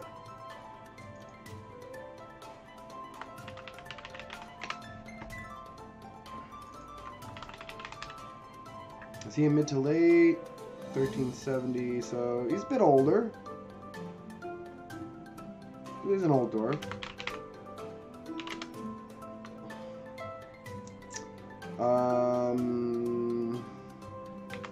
Works atop the runners. Guild as... What's that person called? The person that runs the,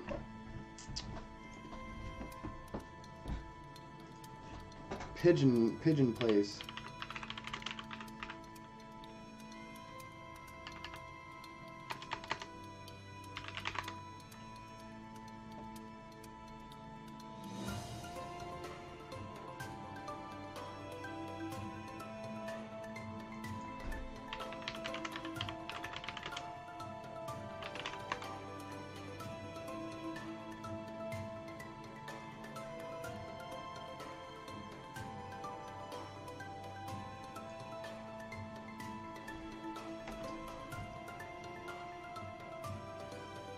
War pigeons.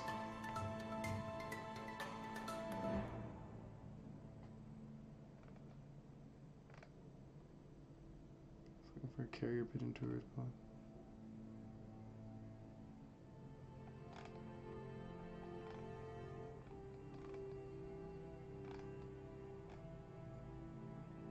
Ah, what are they called? What are they called?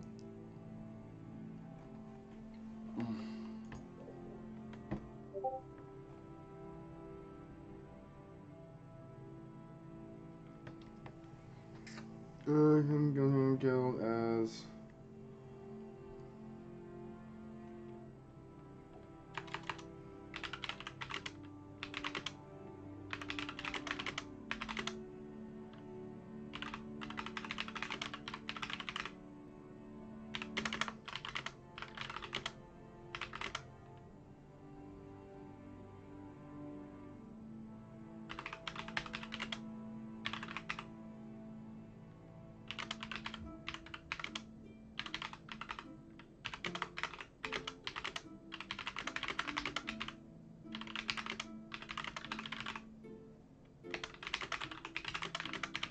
He is kind to the animals and people, and speaks to both.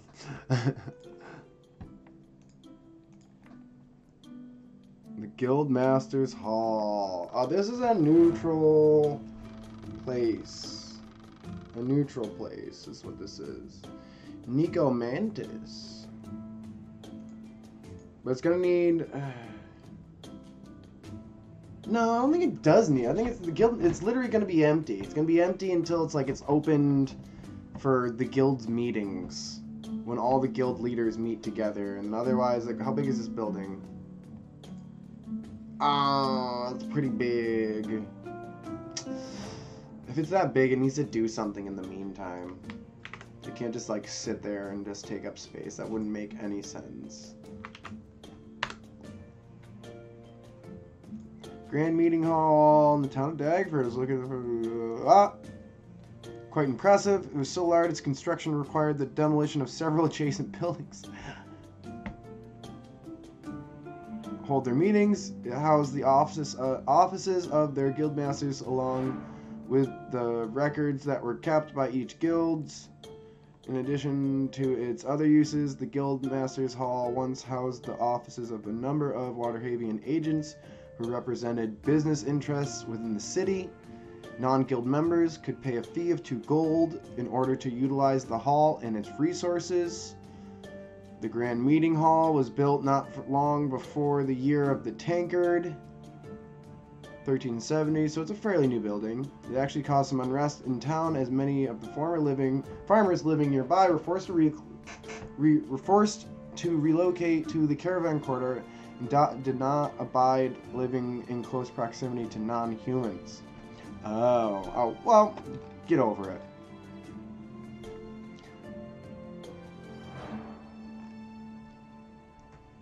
And that's actually, it's a fair point. So it's like, as these years do progress, you know, it's like more and more types of races and types of people would be coming to Daggerford. And that's kind of like the story that I'm preparing to set up, is like Daggerford growing from one of the lower unsuccessful cities into like a bigger metropolis, expanding upon its older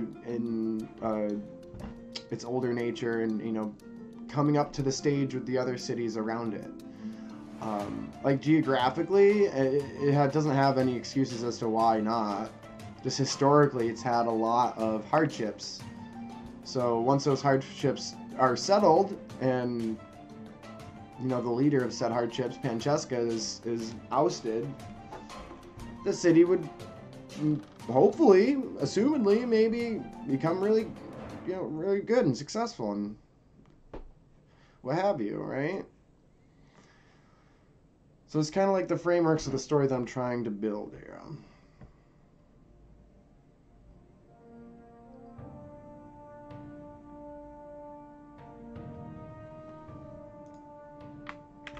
gonna copy, we're gonna leave this in here.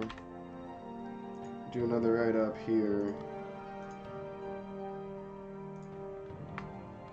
Oh, we got some cool names coming up.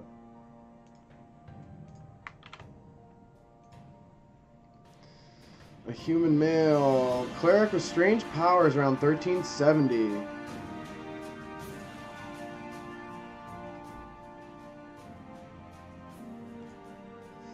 Had a strange power over all predaceous six-legged insects. Ooh, the Spider King.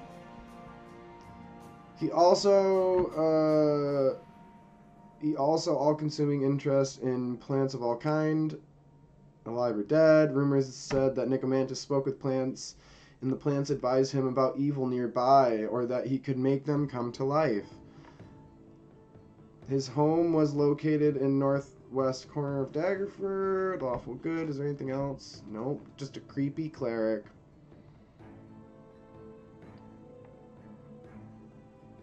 His name's kind of, it sounds like necromancy, but it's mantis. So kind of like animals, Nicomantis. Do spiders have 8 legs?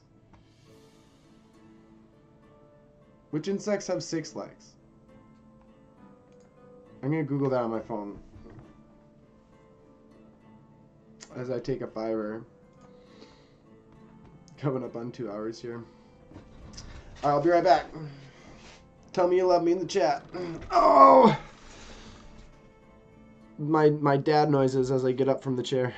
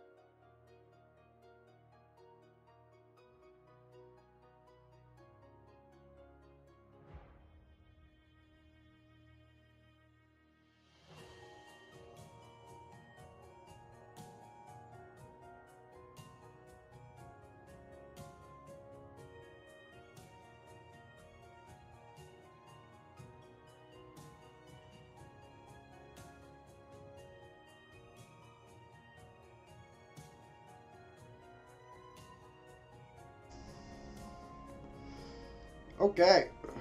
Got some new people in the chat. What's going on? Or, to the channel, I should say. Sorry. Welcome to my stream. It's me. We're chilling.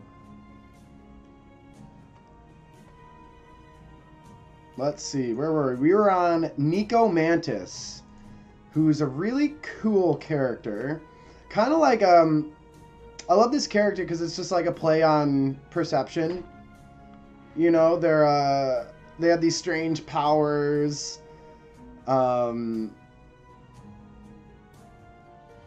They're all about six-legged insects and plants, alive or dead, and they're always talking to plants and talking to animals and creatures and stuff, but they're a lawful good cleric. So I don't know what pantheon that might consist of. Maybe we could do a little bit of research here to try and find a pantheon that has to do with plants.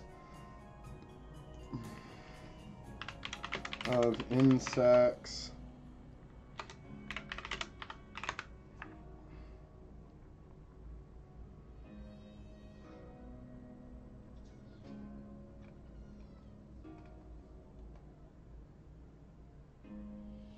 And also, we need to find which insects have 3 legs.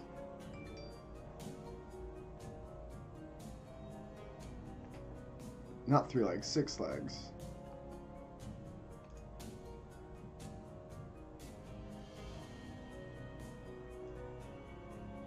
A neutral line deity.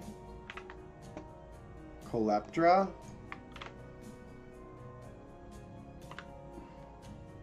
Oh, it's the name of a beetle. No, don't want the race.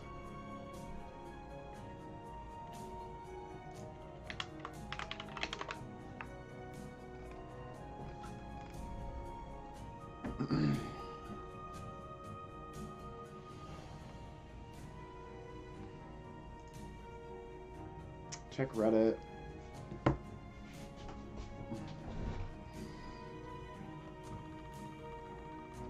Among the Sun people of South Africa.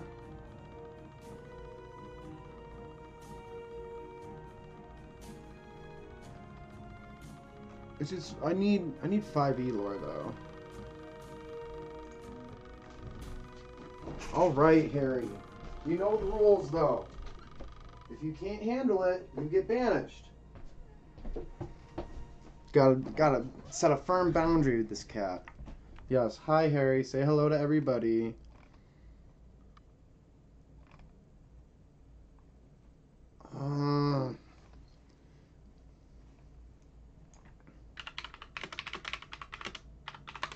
The list of gods. Maybe this will be easier.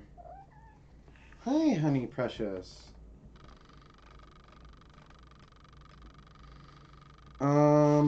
God of wizards, gods of tyranny, murder, peace. God of protection. Hunt, goddess of the forest, maybe? Neutral good, nature. Dude's lawful good. Doesn't mean he has to be the exact same as the pantheon he follows. He could be a better, like a lawful good version of it.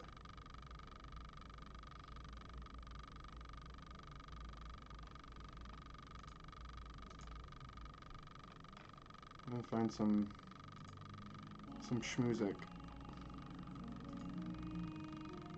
Oh, we do have somebody in the chat now. What's up, Dr. Quark?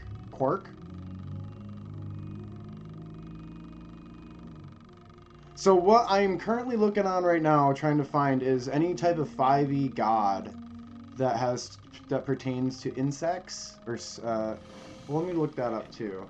So this character, Nico Mantis, is predacious to 6-legged insects. Also has a consuming interest for plants of all kinds, alive or dead. He's a lawful good cleric, a human. So he's gonna be, well, he could be dead at this point unless he has some type of access to long life. Which he could. Maybe, like, he's this really cool character that exists and has this, like, infatuation with Wild nature. Storms. Oh yeah, it's also six-legged creatures. Six-legged insects. Millipede, flea, worm, sweet, dragonfly, grasshopper, scorpion, snail. I assume most beetles, right? Praying mantises. Anything not spiders. We're just gonna say anything not spiders. Coloptera has come up, the many-eyed goddess of insects. I just can't find them in any type of lore facet. Let me try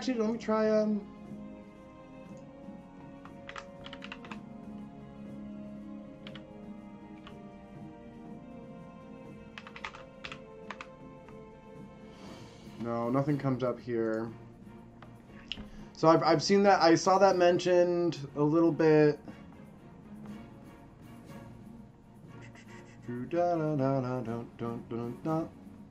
Who's Milkiki?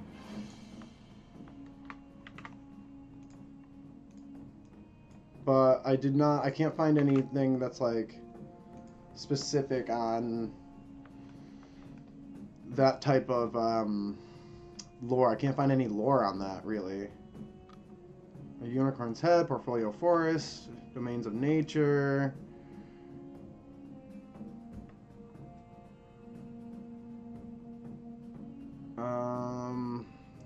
On time.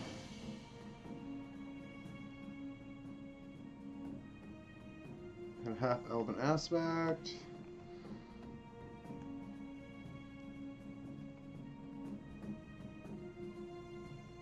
She was cheerful and ready for a smile and confidence in her path.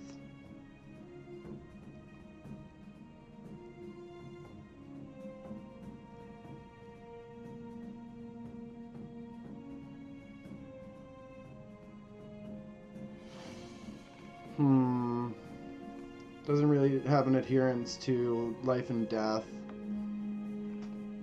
It says there her kind of backstory is kind of like she likes to heal people and not let them be claimed by Sylvanas.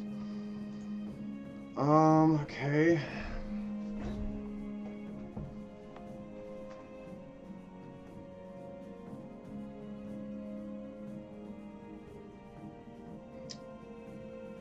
Eldath? No, not Eldath. That's not what I need here.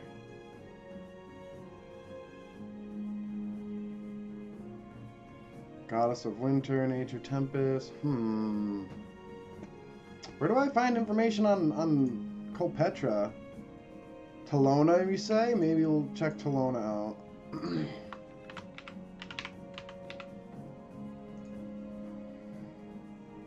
Goddess of Poison and Disease. Chaotic Evil, though.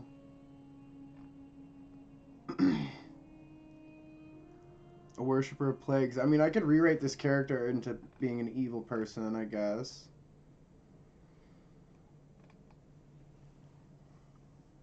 But I like trying to keep things as close to what's written as I can.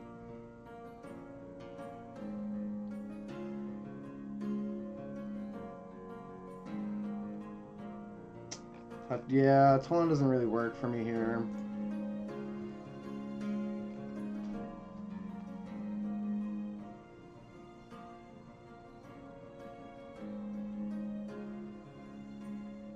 Thunder, no. The Hunt.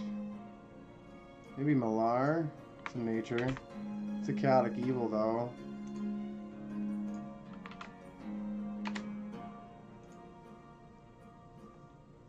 Beast Lord.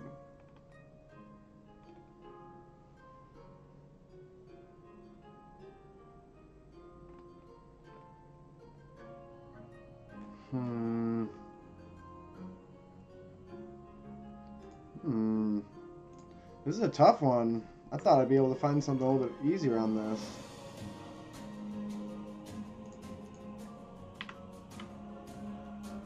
Yeah, it was like just before you got here, I was researching this, and I can find a race of beetle people.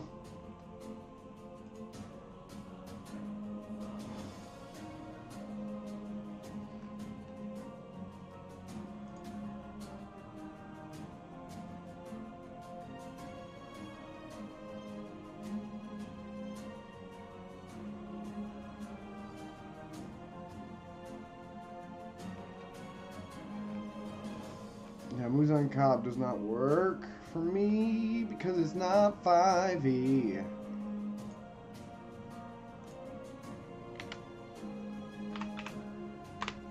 It's pretty sad. I don't know why I can't find anything. Make him be chosen, but he's not the evil guy, but need to battle between goddess whispering in his ears while he sleeps, and is quite genuine and good in demeanor. Interesting. Maybe that's why he's so weird and he has these strange powers. Sagawen. Okay, domain, insects, vermin. Alignment, unaligned. Children and worshippers, insects, bugs, and tribes of Thrycreen. The goddess of insects, where other deities relied on prayers of intelligent beings, the winged mistress took her power from creatures that did not have individual thought. All insects, no matter how mindless or seemingly insignificant, belonged to her.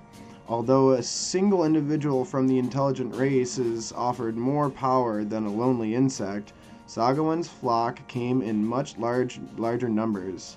She attempted to expand always, crushing all that stood before her and assimilating those that were willing. Sagawen originally resided in Arvandor, but her expansionism soon came into conflict with her other beings on that plane, especially the Fae that worshipped Corellian, faced with either assimilation or war. The Fae, backed with powerful divine magic, attempted to stop Sagawen and drive her back. It was during that war in which Sagawen died. An old god. An old Fae god.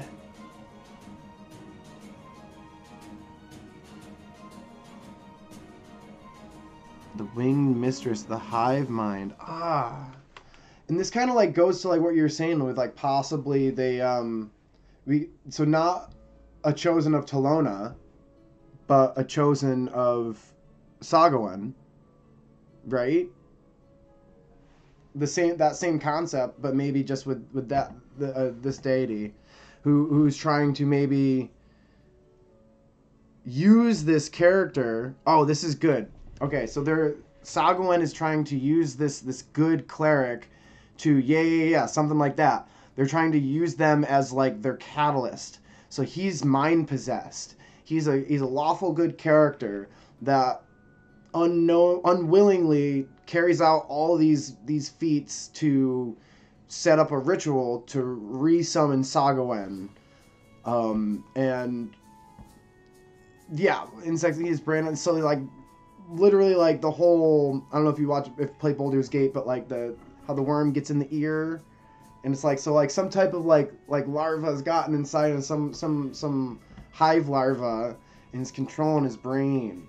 And perhaps this could be like a little quest for my players. So this is something good because I like it because it's a side quest inside the city. Let's see.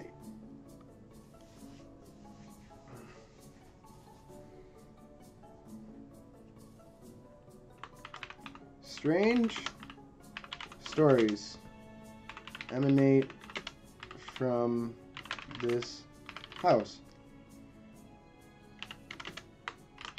Nico Mantis is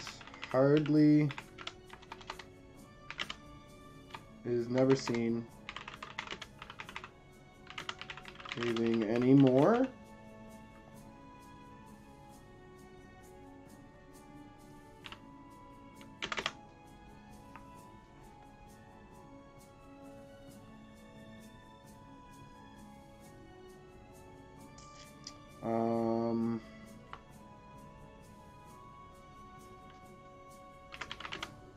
Mine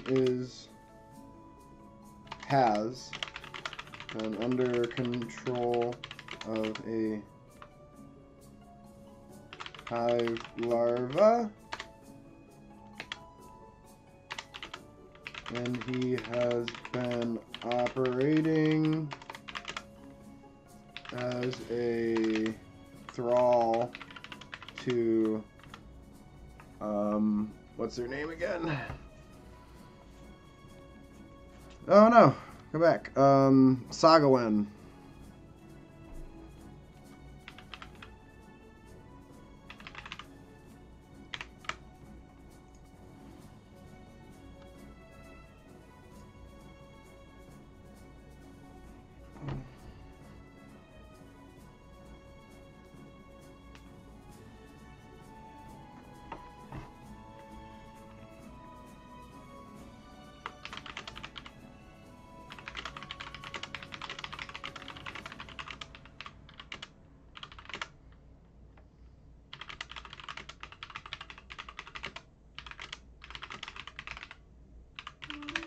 Should die long ago. So an enchantment.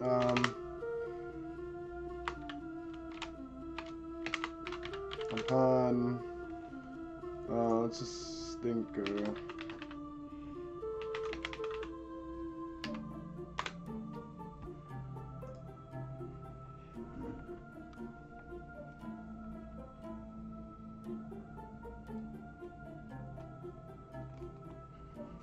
And then what's lesser?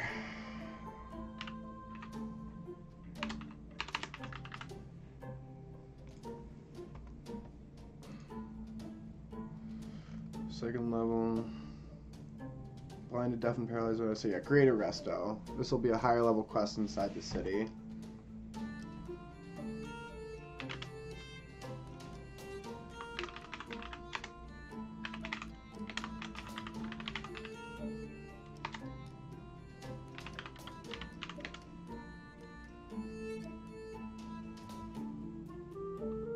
The effects lifted. Body will pass. Really? His soul, not his body. And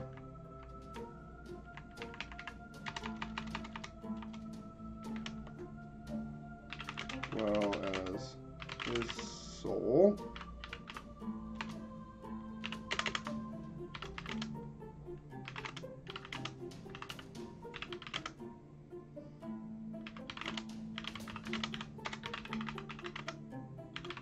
His soul does not.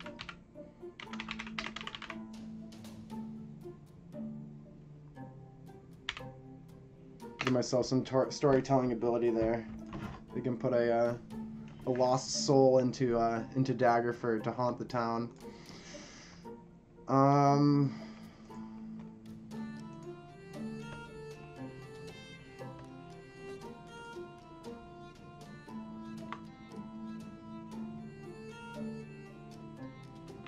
A weird kind.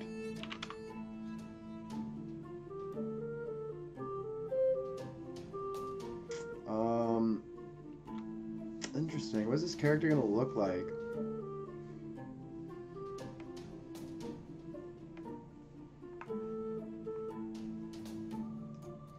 I very see them like with a very gaunt face and let's say pale skin, gaunt face.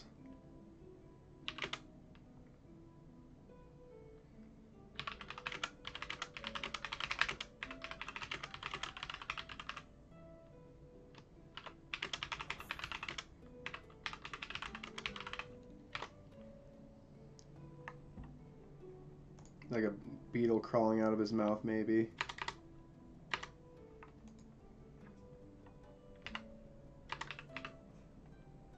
Man, I can't spell. 4 jazz.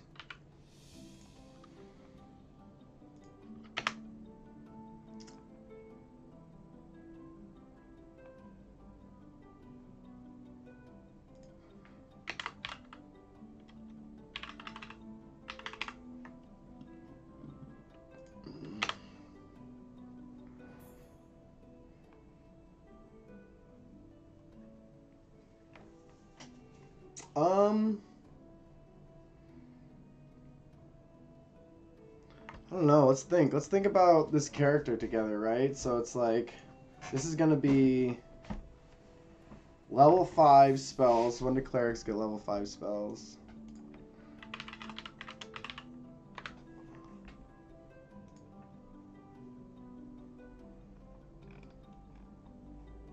No, that's not gonna tell me. RPG bot won't tell me. This one will tell me.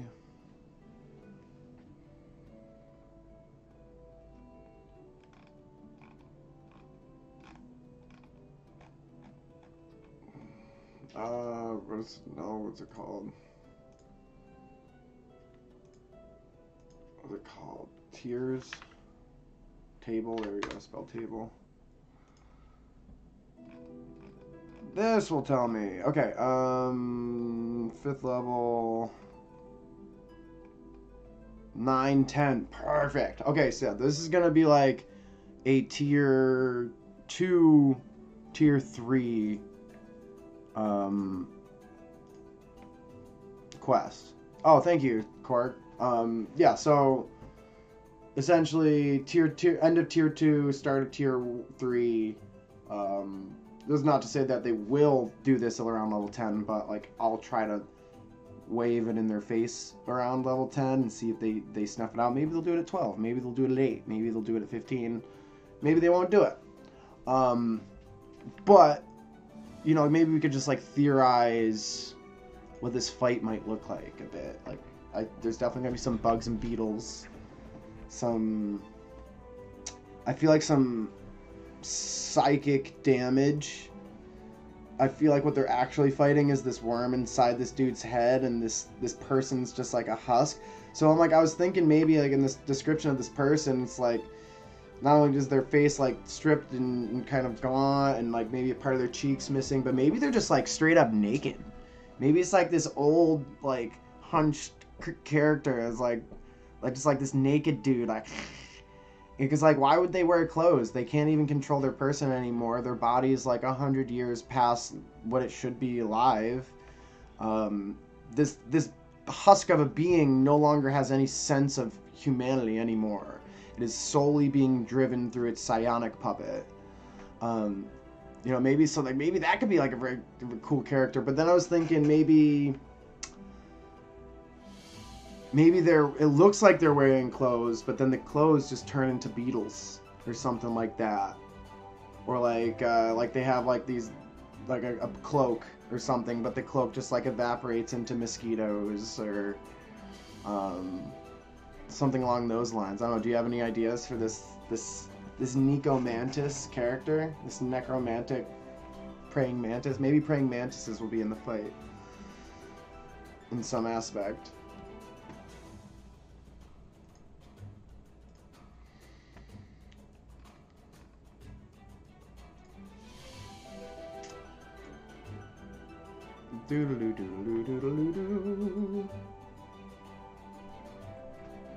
Yeah. Totally would be using some spells like that. I think the fight action would actually be like scripted later because it's gonna need to be scaled and balanced, etc. But maybe I can leave myself like some cool tidbits to like have the fight be. So maybe like his like I said, he could have clothes made up of beetles, and like his spells could just be coming off of it, like it's part of his cloak just flying off of him. Oh, no problem. Just poking your brain for maybe an idea on, you know, what this character could look like. Who's next? Bando the Lame.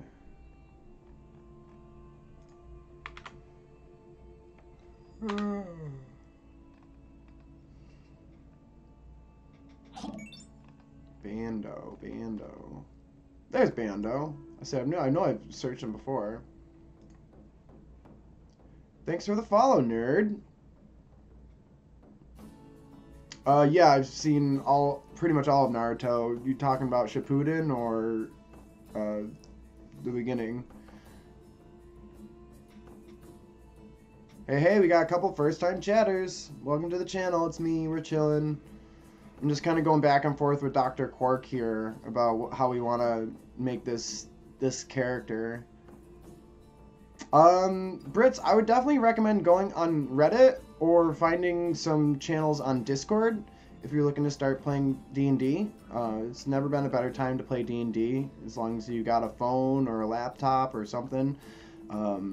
There's stuff online for materials. You can mostly play everything free, and even still you could probably find someone who'd be willing to share some content with you. Lots of DMs love to share. Yeah, but not playing at all is worse than playing over Discord. I would say 90 to 95% of the D&D I play today is on Discord on the computer. The campaign that I'm prepping right now is going to be played on the computer. No problem. I'm 32. We find out what we can do. Yeah, same here, Nerdhala. It's like, honestly, I have a late schedule too, so it's pretty nice. I hang out. My buddy lives in Colorado, and he's a couple hours behind me. So I'm like, oh, you know. So sometimes the schedules, the varying time schedules can help people come together for a game that they never would have been able to play before, right? So I can't drive to Colorado, right? But B, our time when they're getting out of work and when I'm getting out of work are two different times. We'd never be able to play games or D&D together. So there's pros to online. There's definitely some cons to online. I do play once a week with my little brother in person, though. He runs a session for me. Yeah, awesome. A fellow Baldur's Gate player. I've been playing Baldur's Gate for a while. I love how reminiscent of the D&D system it is. It's definitely different, so expect change, Brits, when you do find a group to play D&D. Yeah, it's just hard to schedule, especially now. Like we're older folk, right? Like I'm 32, I have a kid, and I got responsibilities, right? So it's really easy to just like sit down after dinner and just press the schedule button and say, hey, everyone's here for 7. Like let's just play for 3 hours, and then just turn the computer off.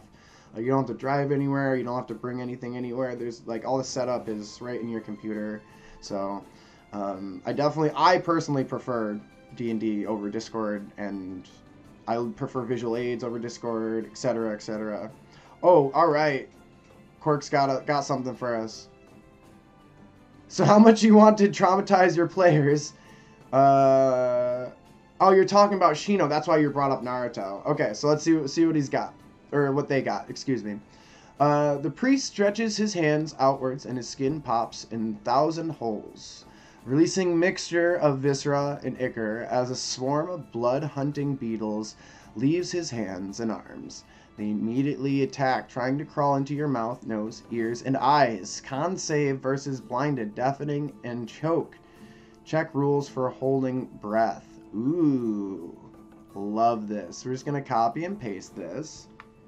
And like I said, this is something that, I don't need it right now because it's not until like level 8 to 15 is when this is going to happen. But, this is going to be a nice little tidbit for the fight to remember. And it's just like some good flavor, right?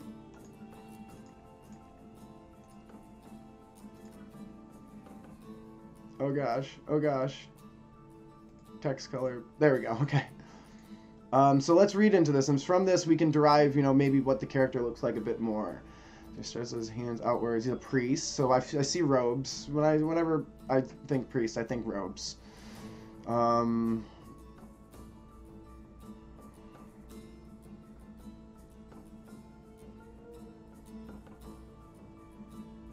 Okay, so I see, this is what I see. A gaunt face, pale skin, part of his cheek might be missing, right? His arms,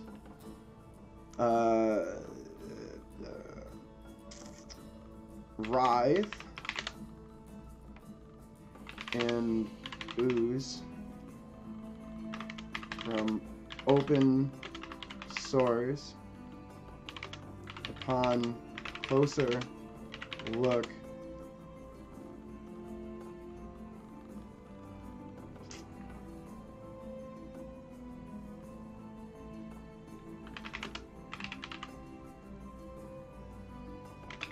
appears to be moving.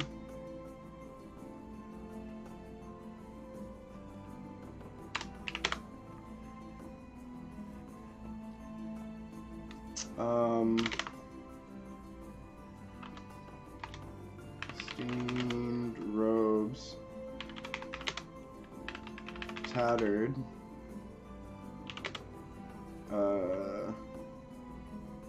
cover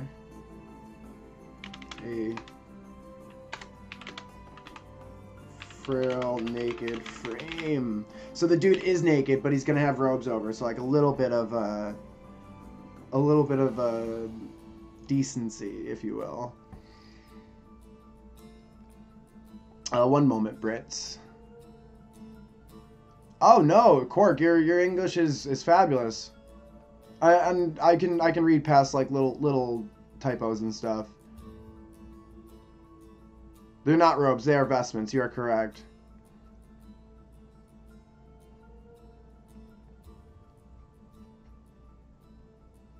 Okay, okay. So I was thinking his arms were bloated and the rest of his body is kind of gone. And maybe I didn't. I need to write this out a little bit better, because what I kind of see is like a body that kind of changed shape a little bit. So like it's like this like sucked up little like gaunt writhing nonsense, right? But then that's when the bugs are outside of it. But when the bugs are living in the host, like it's like this bloated, gross, like hulking, lumbering thing, right?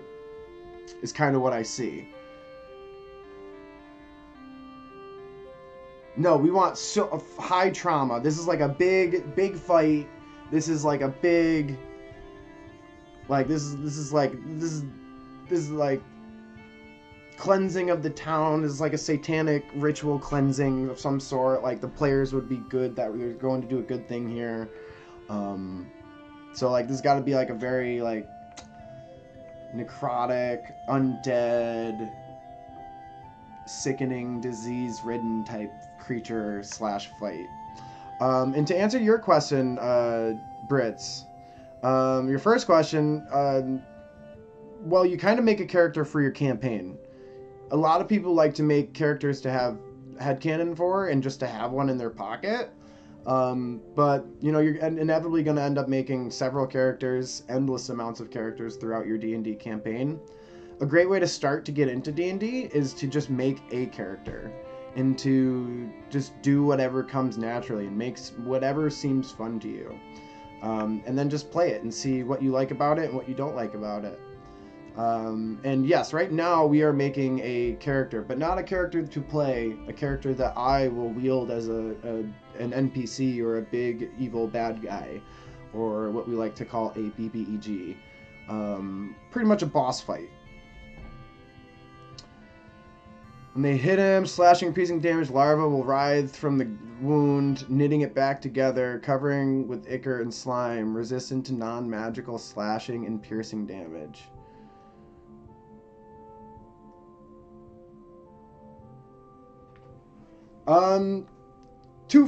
Yes and no. Depending on who you're playing with, is like as far as your DM's concerned, yes and no.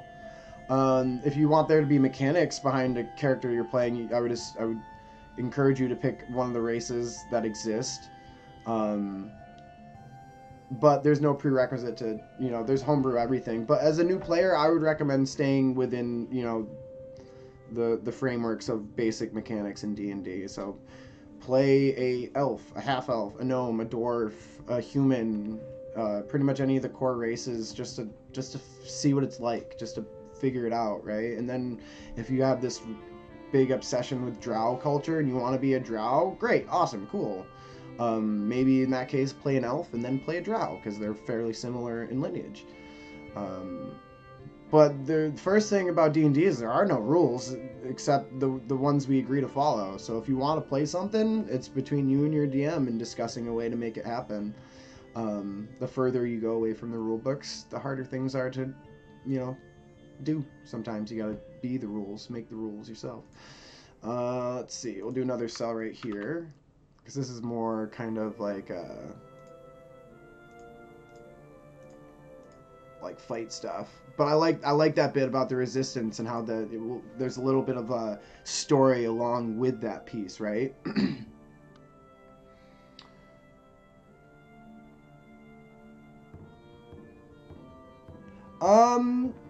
Yeah, you could totally do a half tiefling, half elf. You would have to discuss that with your dungeon master. You would just be playing as a half elf, and your lineage would be, you know, a high half elf in your backstory and some tiefling in your backstory. Your character could have varying skin tones from pale all the way to red and blue, like colors of Avernus. Your character might have horns, maybe it has no horns, maybe it has one horn. Maybe you have no horns and you have devil eyes. Maybe you have half devil eyes and a horn and half elf features, right? So it's like you're just a half elf in that sense, but your half elf lineage is entirely different. You know, half elf isn't necessarily just human and elf. I would say that would be what people would assume it is, but just talk to your DM and be like, yo. And a lot of times in Dungeons and Dragons, what we want to accomplish is merely just a flavor washing. So it's like you say, hey, DM, I just want to be half tiefling, half elf. And they're like, all right, cool. Like, that's your backstory and that's what your character looks like. But mechanically, your character is just going to play like everything else. And that's exactly how I would rule that if you approached me at my table. I would assume most people would approach it that way. Pulse with colors as two large larvae bury themselves into his eyes, hypnotizing the party. More gross version of hypnotic pattern, which will do some psychic damage when failed wisdom saves. Okay, I love it. Yeah, so this like this whole person's coming to life with abilities. Their arms stretch out and release pus and locusts, and then their eyes have these larvae that frickin' stick out and cast hypnotic patterns. When you slash at this creature, its wounds are woven back together with what appear to be like worms or other types of larvae and knit his flesh back together. Maybe give some type of regeneration property to this character as well, I think.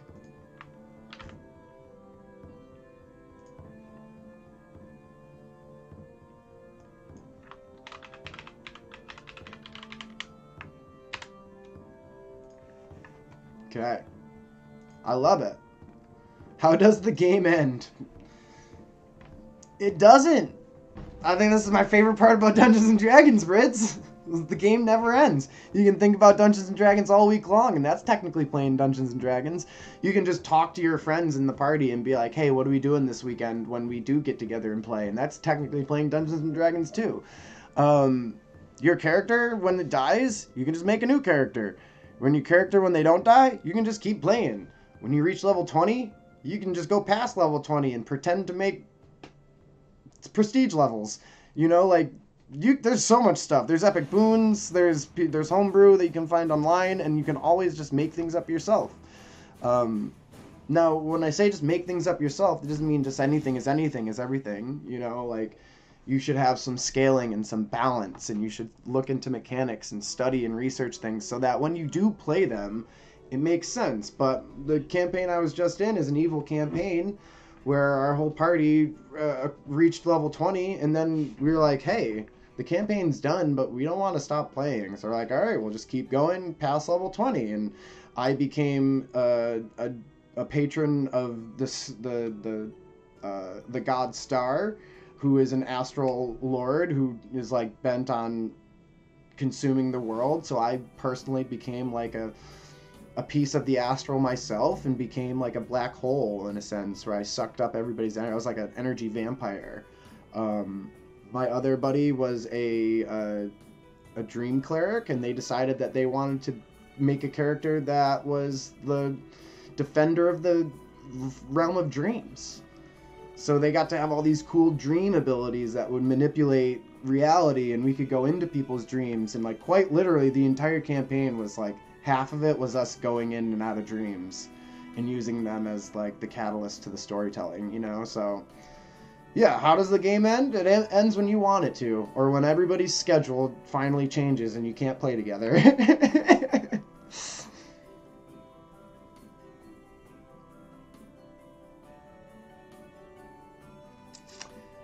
Flesh borers, melee vomit attack.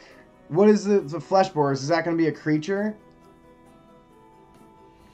I would like to have some other creatures in this fight. I would like to have the room maybe come to life around them. Just like the whole room is just like, when you first look at it, everything's still, and you blink and you shake your eyes and everything's just moving around, wriggling. I want these characters to not want to be within 10 feet of this house. Like, I want everything about this house to be gross and, you know what I'm saying?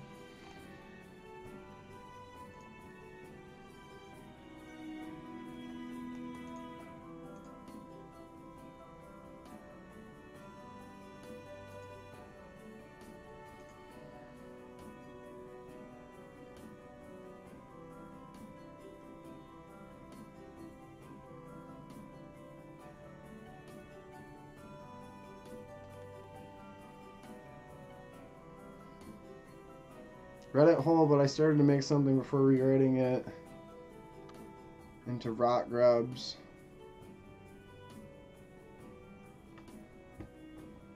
Are rock grubs just a creature, though?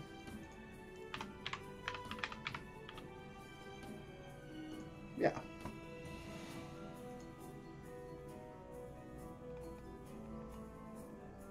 Okay. We'll say rock grubs are on the lair. This is very much would be a fight that would have lair actions. Doctor.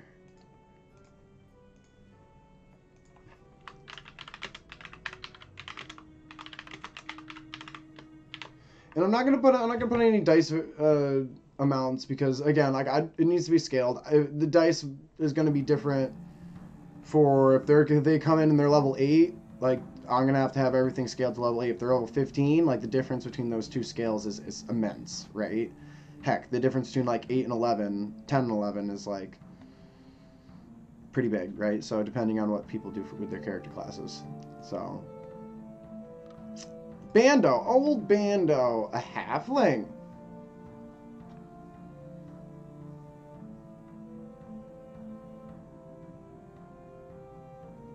Was an old halfling priest of Tymora. Was injured in battle against 3 lizard folk, which gave him an injured leg and a deep hatred for the scaly fiends. He managed the local shrine to Tymora, the Fair Fortune Hall. His home was located in the northwest corner of Daggerford along Horse Way. I'm not sure if the Fair Fortune Hall has been destroyed. Let us look.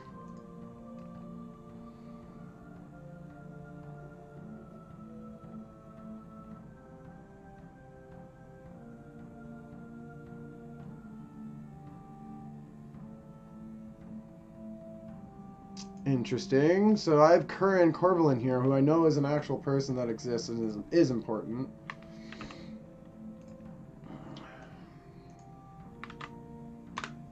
Let's see how their stories conflict. Yeah, he was brought to the Doomville.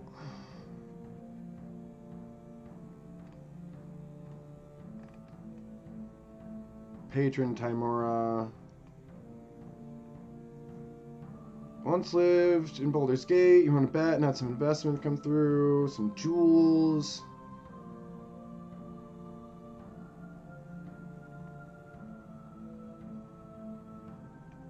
So just one of the priests there, I bet. He was captured.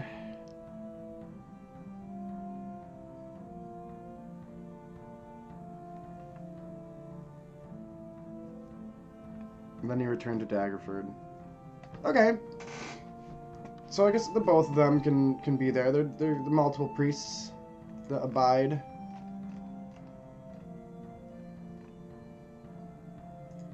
Interesting. So Bando the Lame. We need to think of some story for Bando here, because Bando is a worshipper of Tymora. And I think this is a really funny story here that we have. So, the story of Curran is he lived in Baldur's Gate until he casually found some treasure on one of his dead relatives. And then, all in the same day, he won a bet. And he had some investments that also came through. And then he also found a chest of jewels that someone had lost. So he had all this massive wealth come upon him in one day. So he decided to dedicate himself to Tymora, the goddess of luck. And went to Daggerford, relocated to Daggerford, became a priest, and hung out in Daggerford and worshipped Tymora at the temple, right? And then let's go back to old Bando, was an old halfling priest, so they're going to be, I guess they're an old person, because they're old then. We'll have to check ages to see if they're alive or dead. Probably on their way out. But was once injured in a battle with 3 lizard folk, which gave him an injured leg. So, like, his luck came in the form of not dying, and Kern's luck came in the form of finding a bunch of money. So Tymora works in many strange ways. Strange and mysterious ways.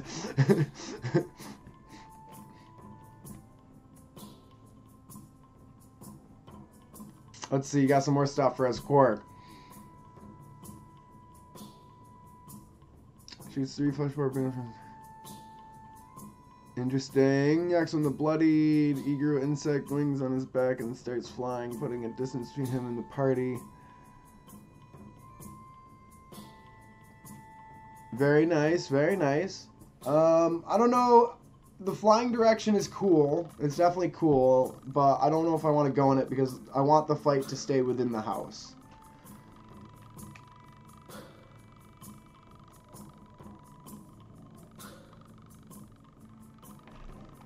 Oh, how long do halflings live?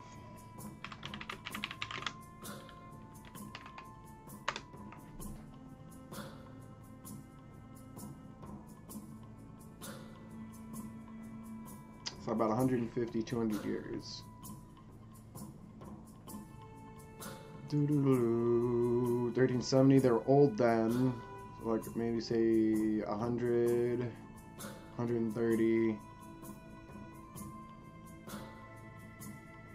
230. So this person would be dead.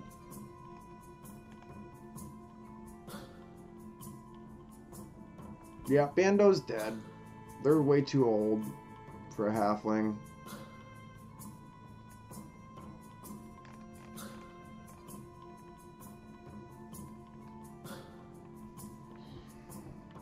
Bando the lame. Bando the dead. And I guess that's also kind of cool because now the two houses surrounding Nicomantis' house are empty. So let's look at Nicomantis 132, 132,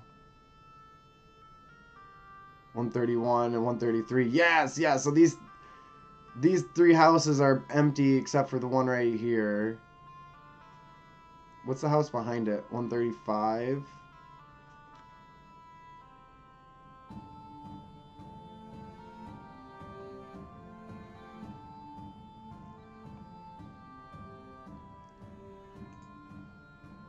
Potter's Wheel.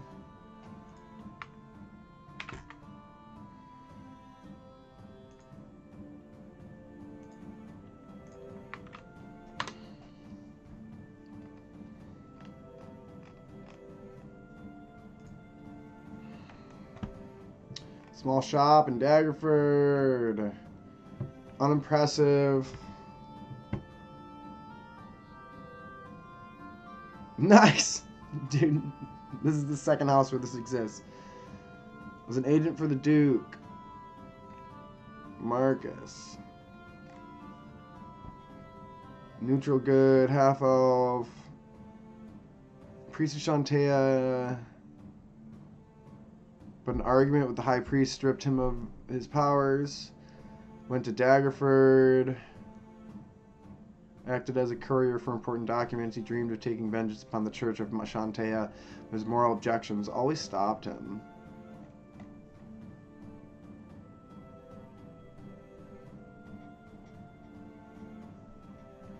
They're a half-elf. 1370. Maybe we could rewrite this character a little bit. But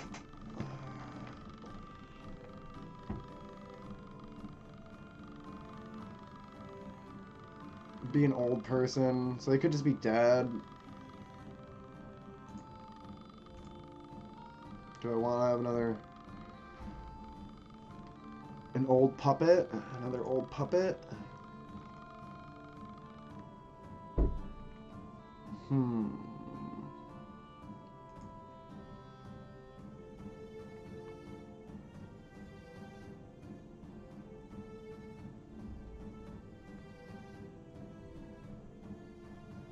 Not sure. I'm not sure if I want him to be an old puppet or if I want to just nip him and then just clear that whole street corner, maybe. Which house is this? 120.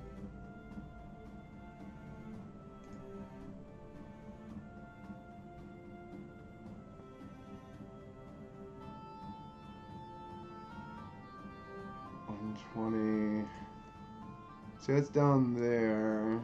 So yeah, all four of these houses could be empty. This whole corner could be empty. I think that's a good idea. But I mean, I'm getting getting pretty beat. When you can't just have the ideas flow out, it's a good point to just take a break and hit the world building up another time. So it was nice meeting you, Cork. Thanks for the follow, Nerd Holla. If you want to see some more world building or help out, I stream every weekday around like noon-ish my time Eastern. So I'll be on tomorrow. And thanks for all the help, Dr. Cork. Appreciate it. Hope to see you soon. Peace.